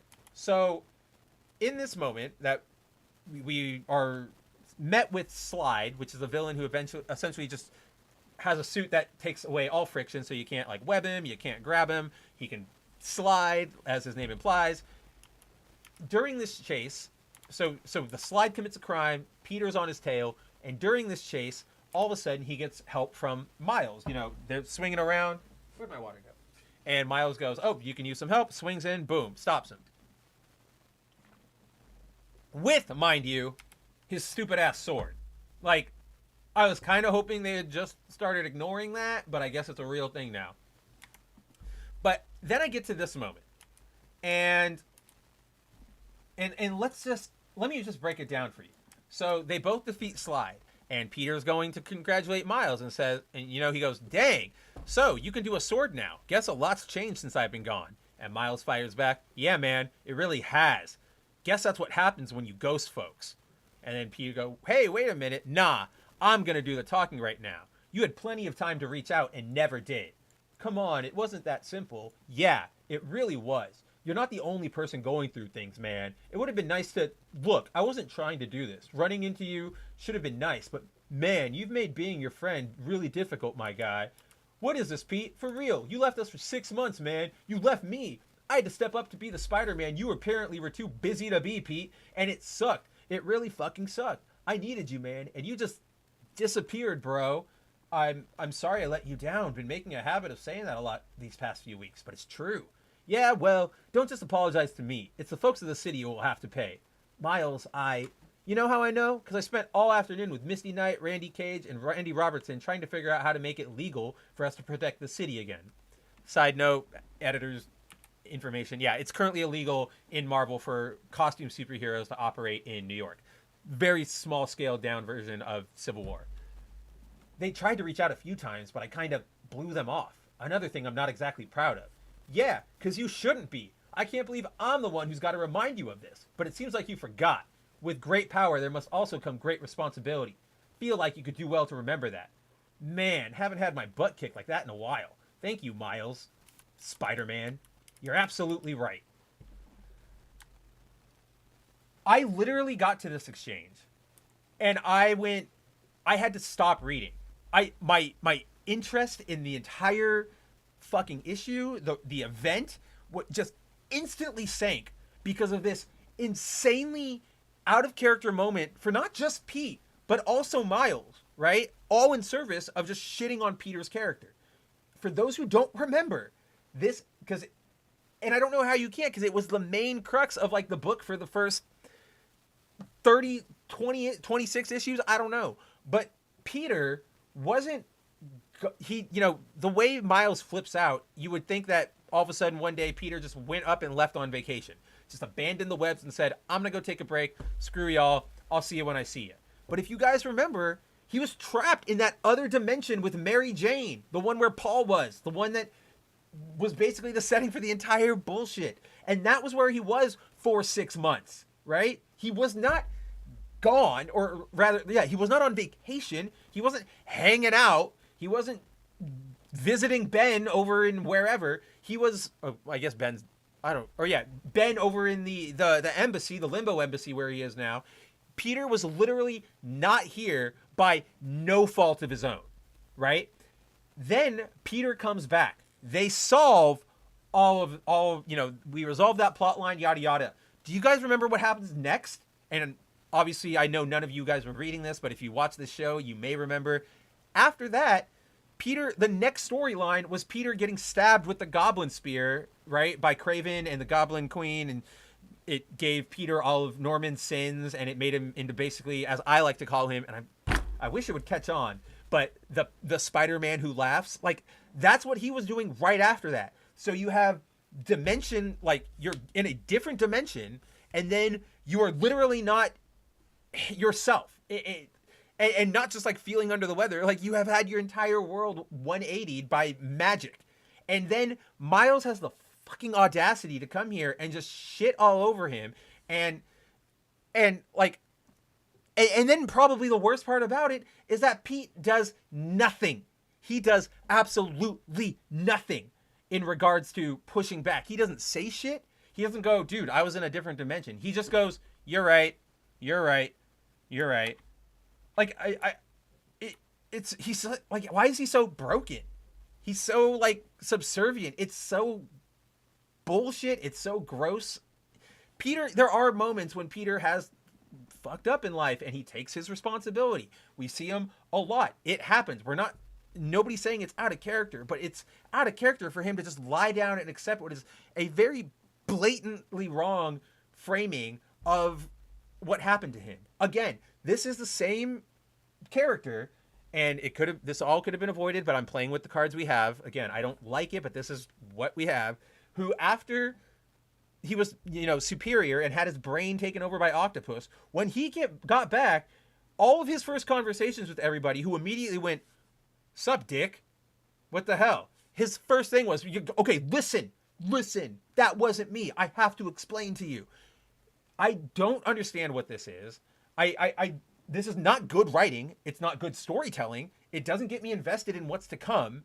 I would bet a lot of money. I haven't had the chance to do it, but I would bet a lot of money that in these supposed 6 months that Miles and Pete weren't together, there was probably some crossover or some supervillain breakout where they're on the same page. Where could Pete have taken the time to go over and say hi? Sure. But so could Miles, right? It takes two to tango. This entire thing is just bullshit. And honestly, if I put on my tinfoil hat, it just feels like another entry in the bastardize, degrade, and get rid of Peter Parker category, right? I genuinely cannot come up with any other explanation other than this is just to to beef up Miles, as we see in so many comics and productions nowadays. There is another comic that I don't have on me. It's a Miles Morales issue that ties into Gang War that has Miles sort of freaking out. I think he's talking to like a digital assistant or somebody on the phone, and he's like, I can't believe I told off Spider-Man. Oh my gosh, like how could I have had the balls to do that? It just came out of me. And instead of sort of acknowledging anything that happened, the AI or whoever he's talking to was just like, well, he needed it. You did the right thing. You're the best, Miles. You sure showed him, Spider-Man. And it's like, this is like what Glenn is talking about. You're not writing Spider-Man. You're not writing Miles. You're writing yourself as Miles with your own weird chip against Peter Parker as a superhero, whether it's because he's white or because your dad liked him and he didn't like you, whatever the hell it is. And it's clearly bleeding through because moments like these, we know, are not rare. The moments where you're reading something and you come across something so painfully shit that you have no choice but to go, I'm fucking done. Like, I'm out. It's insane to me. It's just, there's no takeaway. They're going to keep doing this.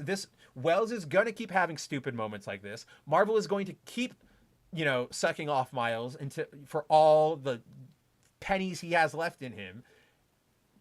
And it just sucks because again, to Glenn's point, to sort of wrap this all together, like, I love Spider-Man. I don't want to see him being treated like, honestly, you know what this feels like? This feels like the weird super liberal guys, like the white feminist guys who like browbeat themselves on Twitter for just a simple crumb of pussy, man. White guys. As a white guy, I'm so bad. Like, I'm awful. Blah blah blah blah blah. You're right. Insult me. I deserve it. We are the worst. Like, that's what it feels like, and it's not even very subtle. It's not a theme. You're just saying it, and it's bad, and you can't. The fact that they have the continued audacity to keep demanding and expecting us to just sit here and eat their slop. And even worse, demanding that store owners, shop owners, people who like Glenn, who have been in this business for 30 years. He's owned that shop and another, I think he has like 2 for 30 years. He's not in this for culture reasons. He's in this for his livelihood and because it's a part of him. And he's saying, what you guys are putting out is not working for us. Nobody is buying it. And yet they just go, you're the ones who are wrong. You're the ones who need to get with the times. If you don't like it, the problem is with you. And it's just absolute bullshit. And I'm so tired of it. And I think that's probably where I'm at and why I'm so ready to want to hope in Glenn and Millar and this current turning point. I'm probably one of the more optimistic takes on this, and I'll take that L if it comes. But I just am sick of this shit. It's so stupid. It's beyond stupid. Zero comes in and says, Marvel could just give up and stop making Spider-Man stories. Would be a better move than what they're doing to Peter. Not to mention that making Miles such an entitled piece of shit does nothing to make people like Miles. On the contrary, it makes people more willing to call him Peter Darker. And it's like, that's exactly true. And I mean, I like, you get, like S points it out here, like the passion I'm feeling from like me right now. And it's because that passion is there. It's true. It's why I got into writing for Bounding Into Comics in the first place, all the way back, 4 or 5 years ago, because I love this stuff. And not just, the characters, but I love comic books as a medium, as a storytelling agent, as just everything it can offer, the artworks, all the line strokes. I mean, one of the main things I talked about when we were looking at Kingdom was just how gorgeous the art was. We had a good solid 2 or 3 minute tangent, like two or three 1 minute tangents about paper. And I want them to be good. I really, as Glenn said, I have empathy if you've had a rough life and you're dealing with things and whatever, but that doesn't necessarily mean I want to hear it, and it doesn't necessarily mean I want to pay for it. You know what I mean? And I don't know, guys. That's just, I think, where we are, and someday either it changes or it all burns down. Either way, I'm definitely ready to see the results.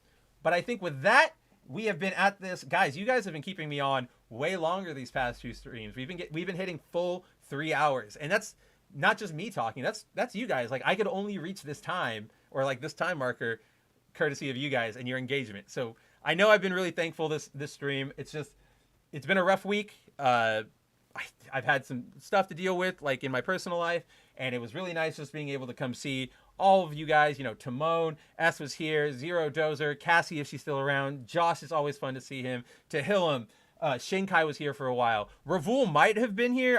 He probably still has the same color as Shinkai, so I might have missed him.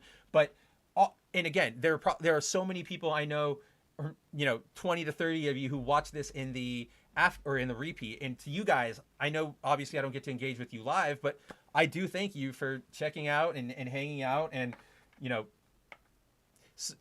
showing me that this is a voice, a viewpoint that you want to hear out there. You know what I'm saying?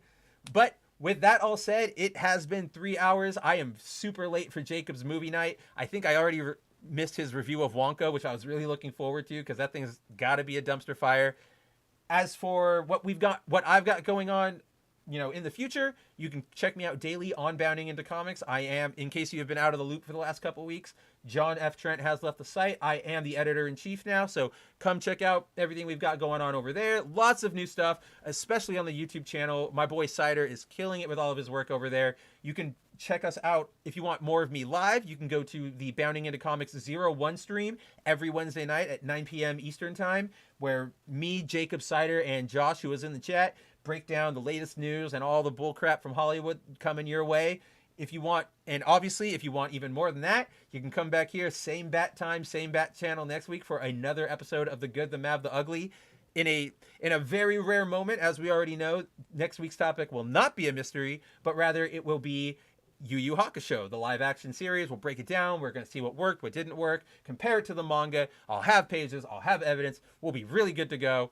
So with that, let me go to Where's the best place for me to start this moment?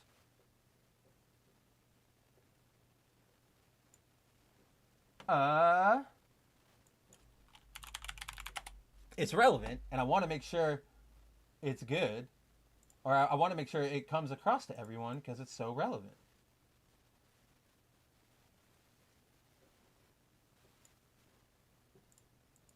All right, on the topic of cancel piggies, and on the wow, that video is very low quality right now. What happened there? Gotta hit that whatchamacallit, that quality icon or the gear or whatever. So, in the spirit of cancel pigs and their crap, we are going to go over and check out for your last minute call for last minute news tonight. We have, again, in case you didn't read, I made this commentary in the Bounding into Comics article on Mark Waid's reaction to the cancel pig situation. But if you haven't seen it, in case you haven't gotten it, I have taken to, obviously you saw him in the thumbnail to the stream, the Batman villain Professor Pig. I've started taking to using him as sort of a visual representation of cancel pigs. Not only because they are pigs, like, you know, that works right there, but also because, don't play yet. Not only because they're pigs, but also the behavior of the villain himself is very, very, very close to the behavior of these cancel pigs. Essentially, it's almost like you were trying to write a villain who intentionally parodied them, and not by much. So, in honor of that whole thing, I think if you don't know Professor Pig, if you're unfamiliar with him, I think this clip is a great way to sign off. It's a great video game. It's a great moment in a great video game. And I think you can, it'll help you walk away with a better definition of a cancel pig. Oh, gosh. Oh, the audio's not playing. Hold on, guys. Why are you not playing? Oh, that's why. Hold on. Things are being really dumb. Use the device. I had to turn... Things have been... There we go. There we go. Now will we have sound? Yes, yes! Let's pig it up.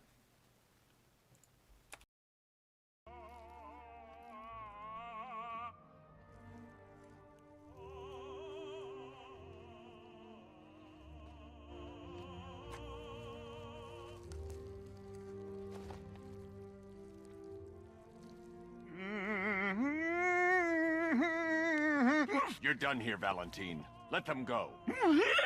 Oh, no. Pig not ready yet. She's all unique and wrong. All messed up, inside out. Pig, make her better. Pig make all of us better. It's over. But Pig can fix you too. Make you perfect, like the others. You're insane. And what are you? I'm here to stop you. Bad. Pig is like clay. Pig is like a god. Pig is here to fix us all.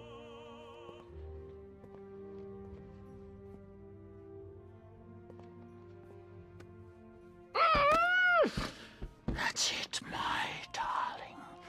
Show him how perfect you are.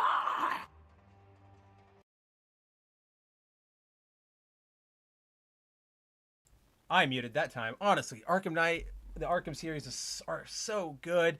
Also, I don't know if I said that in my preamble to that, but I just love Professor Pig as a villain, just in general. If I ever did some sort of video series on the best villains, it would definitely include him. But I think him with a pig mask, seeking to make everybody perfect according to his own viewpoints, and he won't stop, and he'll go to any lengths to do it, and that's all that matters to him. I just think that's the perfect encapsulation. So, with that, I will say goodbye to everybody. I see Zero says he'll be streaming Destroy All Humans over on Twitch tomorrow. If you are, I will be there. Your streams are incredible. But yeah, until then, let's see. Yeah, I think with that, we've got everything. So yeah, Arkham 3 absolutely was meh, but it still has its moments. I mean, it has Professor Pig in it, right? Like, and the Azrael stuff is kind of cool. So don't worry. You're not alone in that opinion. Yes, speak to you soon. Speak to all of you soon, whether it's on Discord, on Twitter, or right back here next week for another episode of The Good, the Mad, the Ugly. I will speak to all of you beautiful people soon. And until I do, take it easy.